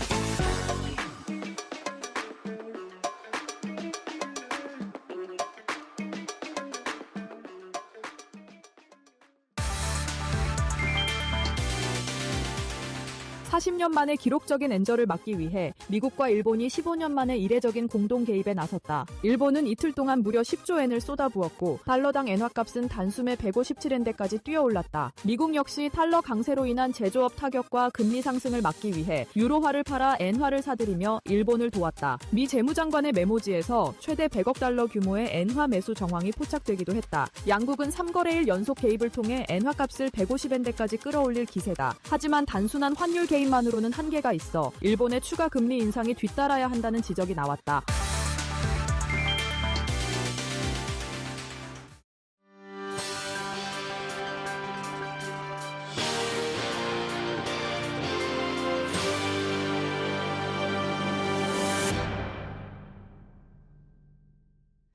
실적 시즌 굉장히 투자 전략 세울 때 중요한데 K 배터리 3사의 실적 분석 통해서 앞으로 전략 어떻게 세워보면 좋을지 좀 알짜 팁 드리도록 하겠습니다. 윤석천 경제평론가님 오셨습니다. 어서 오세요. 네, 안녕하십니까? 네, 흑자 전환에 대한 긍정적인 소식은 있는데 주가는 그만큼 반응하지 못해서 약간 좀 아쉽긴 한데 어쨌든 오늘 LG 에너지 솔루션 그리고 삼성 SDI, SK 온 실적을 쭉 분석해 주신다고 들었습니다. LG 에너지 솔루션은 대장주잖아요. 네네, 최근 그렇죠. 국내 증권사 목표 주가를 막 깎더라고요. 굉장히 아쉬워하시던데 일단 실적 어떻게 보셨습니까? 일단 실적은 K배터리의 어떤 뭐라고 할까요? 위기 상황이라고 할 수 있었다라고 하는 어떤 적자의 어떤 고리? 사슬을 갖다가 마침내 끊었다라는 게 저는 굉장히 큰 의미가 있다라고 보고 있는 거고요. LG 솔루션 같은 경우에는 한 컨센서스가 한 2천억 원 정도 됐었는데 영업 흑자가 한 1,000억 원 정도 났으니까 어떻게 보면 어닝 미스를 했다라고 얘기할 수가 있겠죠. 그럼에도 불구하고 두 개 분기 만에 흑자 전환을 했다는 게 굉장히 큰 의미가 있는 거고요. 뒤에서 왜 흑자 규모가 축소가 됐는지는 자세히 설명을 드리도록 하겠습니다. 이제 깜짝 놀랄 만한 거는 사실은 삼성 SDI라든지 SK 온이라고 얘기할 수가 있겠죠. 삼성 SDI 같은 경우에는 보통 증권사들이 대부분 적자 축소 정도를 예상을 했어요. 그리고 흑자를 예상하는 증권사들도 대부분 한 200억 원 안팎 정도의 흑자를 갖다가 예상을 했었는데 2천억 원 정도의 흑자를 냈으니까 깜짝 놀랄 만한 일이고요. SK온 같은 경우는 흑자를 예상한 데가 거의 없었죠. 근데 어쨌든 한 8천억 원 정도 흑자를 냈어요. 그러니까 그 K배터리 3사가 공이 적자의 사슬을 갖다가 일단은 끊어냈다는 점에서 굉장히 큰 의미가 있고 2분기보다는 3분기, 4분기가 좋아질 거라는 어떤 그런 내용들이 사실은 컨콜에서 굉장히 많이 피력이 됐거든요. 네. 예, 그런 부분에 대해서 좀 자세히 설명드리도록 하겠습니다. 네. 예. 그러니까 LG 뭐 에너지 솔루션이나 여타 배터리 주 같은 경우에는 그동안 보전을 원치 못하다가 드디어 이제 돈을 벌고 있다라는 사실을 이번 분기에 확인이 됐다라는 건데 LG 에너지 솔루션이 평론가님 말씀해 주셨죠. 2분기 만에 흑전, 네네, 흑자 그렇습니다. 전환. 예, 예. 좀 더 구체적으로 들어볼까요? 이게 두 개 분기 만에 흑자 전환을 했으니까요. 1,133억 원 정도 규모고요. 네. 근데 원래 증권사 컨센 같은 경우는 한 2천억 원 정도를 예상을 했었어요. 그러니까 한 1,000억 원 정도가 줄었다라고 얘기할 수가 있겠죠. 두 가지 이유가 있는데 하나는 미국의 그 기존의 EV 라인을 ESS 라인으로 전환하잖아요. 그러니까 전환 비용이 들어갑니다. 네. 그러니까 그거는 뭐 일회성이라고 사실은 얘기할 수가 있는 거고요. 두 번째로는 이제 전방 고객사와의 어떤 보상금 그걸 갖다 2분기에 수령할 줄 알았는데 그게 좀 이연이 된 것 같아요. 그래서 3분기로 이연이 된 것 같아요. 이게 구체적으로 어떤 보상금이냐면은 가령 그 자동차 회사가 나 배터리 너희 회사한테 한 1,000개 주문할게 했는데 그 약속을 지키지 못하고 한 100개밖에 주문을 못했어. 네. 그럼 그때 이제 보상금을 줘야 되겠죠. 왜 그러냐면 이 셀사가 LG 에너지 솔루션 입장에서는 이미 그거에 맞춰가지고 스케줄을 다 짜놓고 그렇죠. 원료도 들여놓고 또 만들어놨을 거 아니겠습니까? 이제 그런 어떤 보상금들이 사실은 있었는데 그 부분이 3분기로 좀 이연된 영향이 굉장히 컸다라고 얘기할 수가 있는 거고요. 이제 주목해서 봐야 될 거는 뭐냐면 그럼에도 불구하고 이 EV 배터리 분야에서는 수익성 높은 46 시리즈 원통형 셀 출하량이 이제 급속히 늘어나고 있다. 그러니까 이게 전분기 대비해서 한 60% 이상 늘어났다라고 네. 얘기할 수가 있는 거거든요. 그러니까 파우치역에서 이 LG 에너지 솔루션이 그래 차세대 폼팩터를 밀고 있는 46 시리즈 폼팩터가 어떻게 보게 되면은 출하량이 급속히 늘고 있다는 점이 EV 배터리 분야에서는 굉장히 긍정적이라고 얘기할 수가 있는 거고요. 무엇보다도 이제 핵심은 ESS의 폭발적 성장이라고 얘기할 수가 있겠죠. ESS 부분이 사실은 EV 부분의 어떤 부전을 갖다가 상쇄하는 것 이상의 어떤 엄청난 뭐라고 할까요? 그 효자 노릇을 하고 있다 이렇게 얘기할 수가 있습니다. ESS 매출 같은 경우에는 QOQ, 그러니까 전분기 대비해서는 30% 늘었고요. 네. YOY 전년 동기 대비해서는 무려 4.6배, 그러니까 5배 정도 폭증했다라고 얘기할 수가 있습니다. 그러니까 전사 매출 중에서 그 ESS 부분에 그 차지하는 매출 비중도 20% 후반까지 확대가 됐거든요. 근데 일부 증권사에서는 이게 50%까지 늘어날 거라고 봐요, 올해. 그러니까 하반기에는 ESS 성장이 어떻게 보게 되면 더 가파를 수 있다. 이렇게 얘기할 수가 있는 거고요. 뭐 일단 북미 EV 라인 뭐 ESS 전환 효과가 이제 본격적으로 이 실적에 반영이 되고 있다라고 봐야 되는 거고, 더 중요한 거는 그 2분기에도 신규 수주가 AI 데이터 센터 프로젝트를 통해서 약 3조 원 정도 추가가 됐으니까 이쪽 부분들은 그 LG 에너지 솔루션 어떤 실적에 굉장히 큰 어떤 효자 노릇을 하고 있다 이렇게 말씀드릴 수가 있을 것 같습니다. 예. 네. 그러면은 앞으로 좀 주가가 좀 올라야 될 텐데 네. 계속 오른다 했는데 네. 뭐 실적도 뭐 의미 있게는 나왔잖아요. 예. 약간 뭔가가 모자란 건지 네. 그걸 보충할 수 있는 상승 모멘텀 어떤 걸 좀 기대할 수가 글쎄요, 있을까요? 뭐 저는 네. 차티스트는 아니지만 네. 일단 주가가 급락을 해가지고 지금 25년 한 상반기 수준 거의 저점에 와 있어요. 여기서 다시 이제 올라가려고 하게 되면 사실은 일종의 기간 조정이 필요합니다. 약간 횡보 국면이 필요하거든요. 근데 지금 배터리 셀사의 주가들, 배터리사들의 주가를 유심히 보게 되면은 사실은 그 횡보 국면에 있다라고 얘기할 수가 있어요. 그러니까 폭등도 안 하지만 폭락도 안 하고, 그러니까 변동폭이 굉장히 잦아들면서 차트가 밀집하는 양상들을 보이고 있을 겁니다. 이거는 뭐 저는 뭐 개인적으로 에너지가 응축하는 단계라고 보고 있는 거고요. 그래서 이제 그 2분기 실적을 진짜 확인이 됐으니까, 가령 뭐 3분기 실적에 대한 어떤 코멘트들, 그다음에 3분기보다는 4분기가 더 나아질 거는 이런 어떤 전망들이 나오기 시작하면 주가는 우상해야 할 거라고 보고 있는 거고요. LG 에너지 솔루션이 이제 그러기 위해서 해결해야 될 두 가지 과제가 저는 있다라고 저는 생각을 해요. 하나는 뭐냐면은 사실 그 LG 에너지 솔루션이라든지 우리나라 배터리 셀사들이 어려운 이유가 북미에 엄청난 캐파를 갖다가 지었는데 그게 지금 제대로 캐즘 때문에 북미 지역의 그 트럼프 대통령의 어떤 정책 때문에 가동률이 올라오고 있지 않기 때문에 그런 거 아니겠습니까? 근데 다행히 그 지금 북미 조인트 벤처, 그러니까 다시 말해서 그 GM하고 그 맺은 1공장, 오하이 1공장이죠. 얼티엄 셀스 1공장이 그 임시해고를 갖다가 했었습니다. 직원들을 갖다가 한 850명 정도를 임시해고를 했었는데 그 직원들을 갖다가 다시 불러들이고 있어요. 네. 이 얘기는 뭐냐면은 이제 조금 있으면 가동을 시작한다는 얘기죠. 다시 말해서 GM 같은 경우도 자신들이 갖고 있던 배터리 재고를 거기다 소진했고, 그다음에 이제 하반기에 들어가면 신차들이 나오지 않습니까? 거기에 탑재될 그 어떤 배터리들을 만들어야 되니까 그 1공장 같은 경우가 이제 가동 준비를 하고 있다는 게 어떻게 보게 되면 긍정적인 신호라고 얘기할 수가 있는 거고요. 이 과제를 갖다가 일단 해결해야 될 것 같고, 두 번째로는 ESS는 지금 어떻게 보게 되면 풀가동을 해도 사실 그 수요를 다 못 맞추는데 LG 솔루션이 문제가 하나 있습니다. 후공정이 지금 병목 현상이 생기고 있어요. 무슨 얘기냐면 LG 솔루션은 셀을 만들어서 후공정 업체들한테 줄 거 아니겠습니까? 네. 그럼 후공정 업체들은 그걸 갖다가 그 가령 뭐 모듈러하고 패킹하고 컨테이너 씌우고 PCS 전력 변환 장치 달고 그다음에 BMS 설치하고 이런 걸 해야 되는데, 문제는 뭐냐면은 우리나라 숙련 인력들이 거기 가서 하지를 못해요. 이게 비자 정책 때문에. 네. 그게 한번 상반기에 크게 문제가 된 적이 있지 않습니까? 그러니까 현재 인력들이 지금 하고 있다는 얘기인데, 현재 인력들이 세팅도 느리지 숙련도도 아직 따라오지 못하고 있어서 사실 이게 그 뭐라고 할까, 적체 현상이 벌어지고 있다라고 얘기를 합니다. 그런데 이제 LG 솔루션의 입장으로 놓고 본다면 하반기로 갈수록 그 사람들의 어떤 숙련도도 조금씩 올라올 거라서 네. 하반기에는 적체 현상이 조금 풀릴 거라고 예상을 하고 있어요.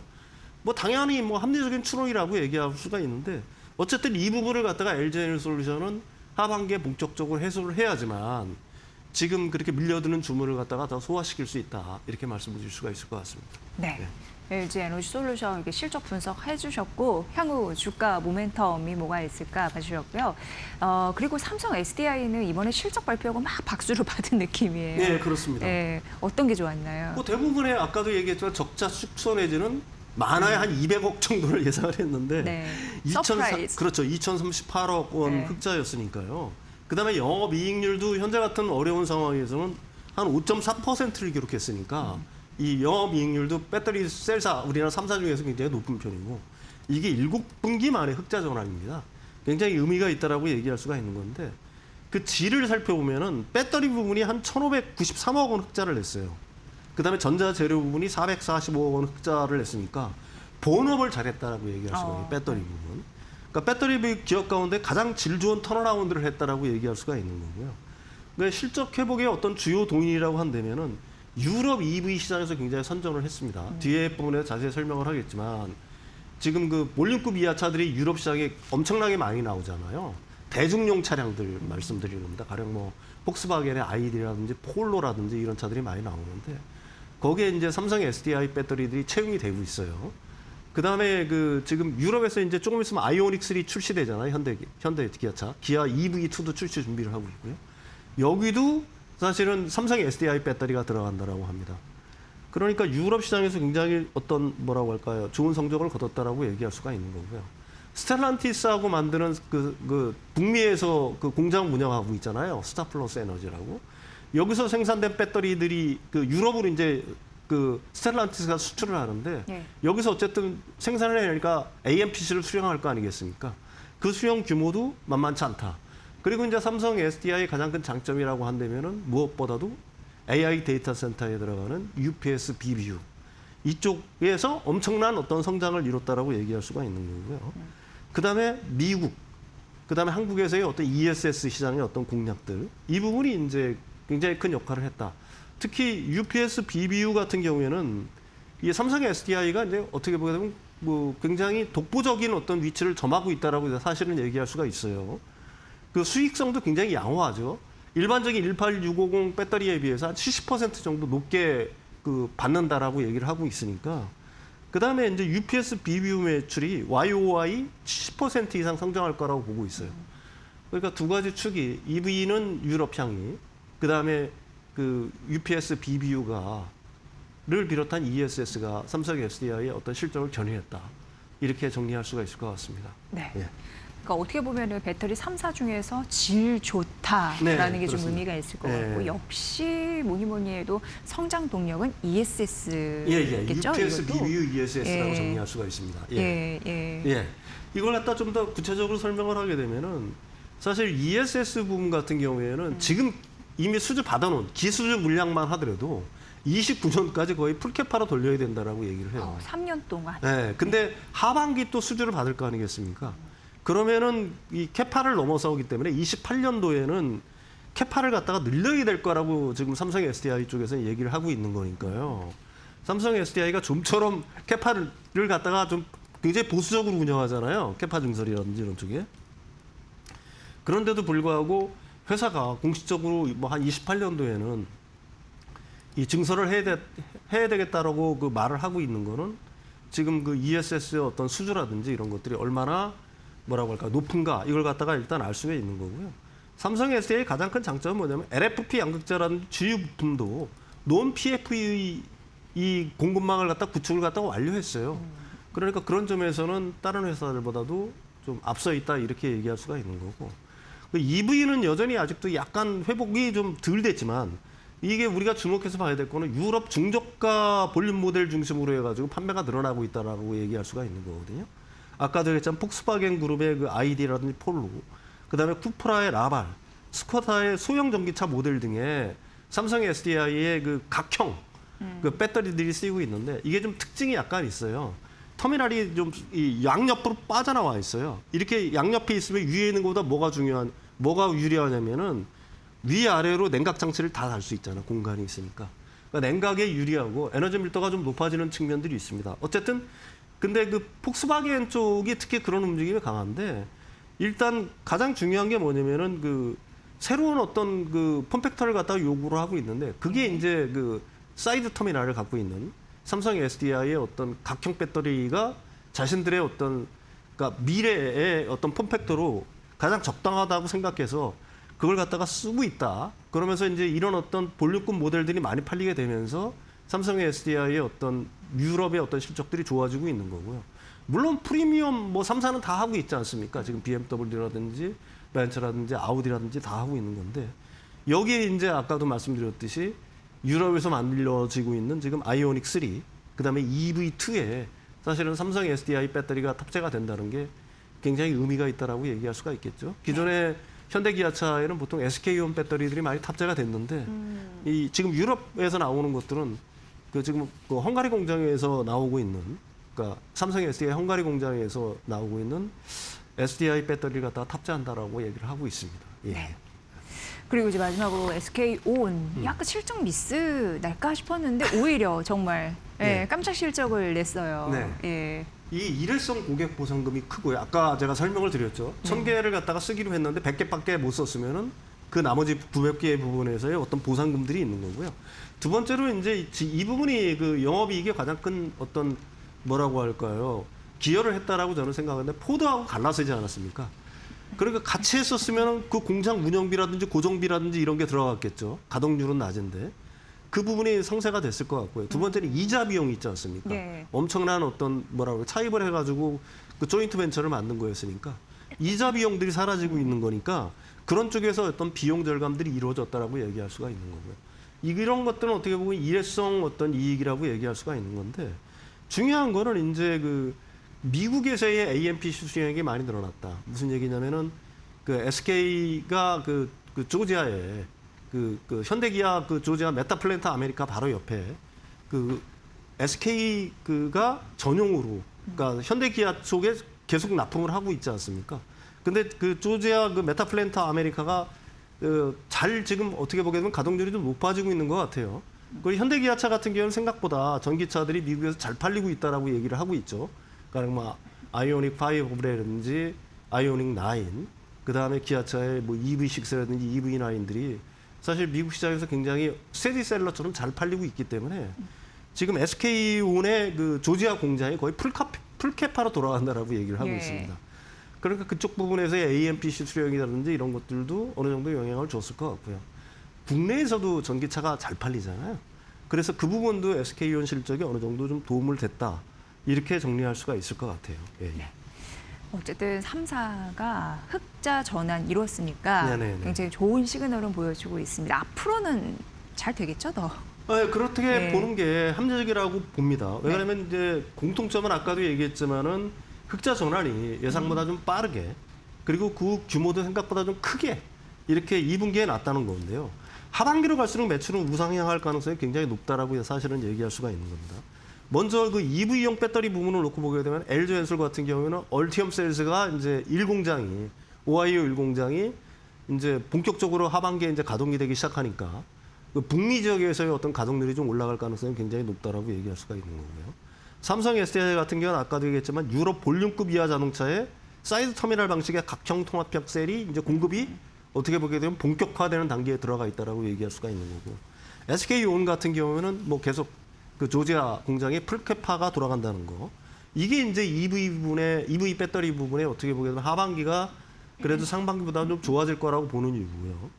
이제 그 핵심은 역시 ESS 부분이라고 얘기할 수가 있겠죠. 그 북미 ESS 확대는 우리나라 배터리 3사한테는 굉장히 효자노릇을 할 것은 분명하다라고 얘기할 수가 있는 거고요. 뭐 거듭 말씀드리지만 그게 뭐 전력망용뿐만 아니라 그 AI 그 데이터 센터용으로도 가령 뭐 UPS 그 BBU 그다음에 ESS 부분까지 시장이 계속해서 이제 확대가 되고 있는 거니까요. 여기 그림에서 보시는 것처럼 굉장히 확대가 되고 있는 거니까 그 수혜는 K배터리들이 받을 수밖에 없다라고 말씀을 드리는 거고, 이제 각사별로 이걸 갖다 좀 나누면 LG엔솔은 단순히 셀만 공급하는 게 아니죠. 자회사의 머텍을 통해서 시스템 통합을 해서 지금 공급을 하고 있거든요. 그래서 그쪽 부분이 훨씬 단가가 높아요. 그 DTE 에너지랑 2.4조 계약을 한 거 있지 않습니까? 얼마 전에 5월 달에 오라클 향후. 그게 킬로와트당 한 $266 정도 됐으니까 네. 이 부분이 이제 마진을 높일 거라고 보고 있는 거고요. 삼성 SDI 같은 경우는 역시 UPS BBU 시장의 최고 강자라고 얘기할 수가 있는 거고, 거기에 이제 신제품들이 나오거든요. 21709. 이거는 기존 배터리에 비해서 거의 100% 이상 비싸게 그 받을 수가 있는 거니까 그쪽 부분의 강자고요. SK온도 이제 올 하반기부터 본격적으로 배터리를 생산한다. 근데 미국 시장만 있냐? 그렇지 않다. 우리나라 그 중앙계약 시장 이제 3차 중앙계약 시장이 이제 조금 있으면 하죠. 입사를 하는데 이게 2038년까지 40조 원 규모입니다. 그냥 매년 2.7조 원 규모란 얘기예요. 이것도 굉장히 큰데 지금 어떠냐? 배전망 ESS 따로 지금 입사를 하고 있죠. 그다음에 그 3대 메가 프로젝트 때문에 우리나라에도 데이터 센터들이 엄청나게 젖을 거란 말입니다. 그쪽에 ESS는 필수로 들어가야 되는 거고요. UPS, BBU뿐만 아니라. 그렇다고 한다면은 국내 같은 경우에는 지금 제가 생각하기에는 거의 쇼티지 상황일 거다 보고 있는 거예요. 지금 라인 전환을 하고 있는 거 아닙니까? LG엔솔은 오창에다 하고 있고, 삼성 SDI는 울산, 그다음에 그 SKU는 서산에서 하고 있는데, 지금 우리나라의 현지 공장의 가동률 같은 경우도 우리나라 ESS 수요가 이렇게 커지고 있기 때문에 당분간은 거의 쇼티지 상황일 거다. 그래서 당분간은 사실은 ESS 부분이 배터리 셀사의 어떤 실적을 갖다가 계속해서 견인해 나갈 가능성이 굉장히 높다. 이렇게 얘기할 수가 있을 것 같습니다. 네. 예. 어찌됐건 굉장히 중요한 모멘텀은 ESS구나. 네네. 이런 걸 다시 한번 좀 확인해 볼 수 있었습니다. 오늘 배터리 3사 실적 분석 좀 자세히 해주셨습니다. 윤석천 경제평론가였습니다. 고맙습니다.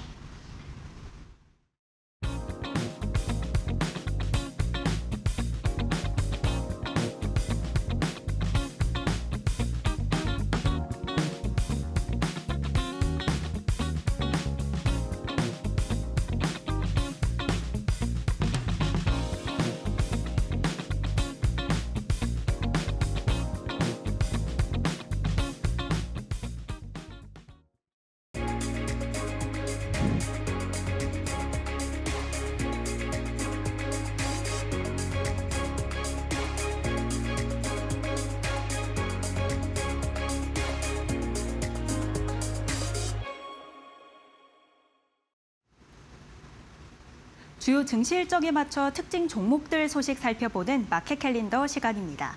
이번 주도 굵직한 국내 기업들이 실적 발표를 이어갑니다. 일단 내일은 에코프로와 에코프로 머티리얼즈가 실적을 공개하고요. 전거래일에 거래를 마치고 에코프로 BM이 실적을 내놨습니다. 오늘 관련 내용 살펴보겠습니다. 일단 에코프로 BM의 실적을 정리해 보겠습니다. 2분기 실적 매출이 5,667억 원을 기록했고 영업이익이 180억 원을 기록했습니다. 매출은 전년 동기 대비해서 26% 감소했고요. 영업이익이 무려 63% 넘게 줄었습니다. 일단 유럽과 북미 전기차 물량 감소한 게 가장 크게 작용을 했고, 그럼에도 불구하고 이 흑자 기조를 유지할 수 있었던 이유를 살펴보면 비전기차 분야가 실적을 뒷받침했기 때문입니다. AI 데이터 센터 확대, 또 이 동남아시아의 전기차 수요 증가가 좀 뒷받침이 되면서 애플리케이션 양극재 물량이 28% 증가했습니다. 또 컨퍼런스 콜에서 회사 앞으로의 계획도 이야기를 했는데요. 일단은 인도네시아 니켈 재련소 투자 확대가 이어지면서 핵심 광물 내재 화유를 통해 원가를 상승시키겠다 이렇게 밝혔습니다. 또 2027년 2분기부터는 재련소 가동을 시작할 예정인데 이에 따라 니켈 생산에 따라서 앞으로의 수익성 반영도 기대하고 있습니다. 다음 장도 살펴보겠습니다. 내일은 에코프로 머티리얼즈와 에코프로가 실적을 내놓는데요. 그렇다면 에코프로 그룹주의 이 구조도 함께 살펴보겠습니다. 배터리를 구성하고 있는 이 4대 핵심 요소 중 하나가 양극재고요. 그중에 하나를 전구체라고 보시면 되겠습니다. 에코프로가 이 총괄 사장님이라고 볼 수 있겠고요. 에코프로 머티리얼즈는 이 양극재 핵심 원료가 되는 전구체를 생산합니다. 양극재의 60에서 70% 원가를 좀 가지고 있는 게 바로 전구체고요. 에코프로비엠이 전구체를 가지고 이 4대 요소 중 하나인 양극재를 생산을 해서 기업들에게 공급을 합니다. 배터리 제조사인 삼성 SDI와 LG 에너지 솔루션에게 공급을 한다. 이렇게 보시면 되겠습니다. 실적이 나오고 나서 증권사가 목표 주가를 하향 조정했습니다. 하나증권은 흑자가 지속될 수 있지만 감익이 불가피한 상황이라고 했고요.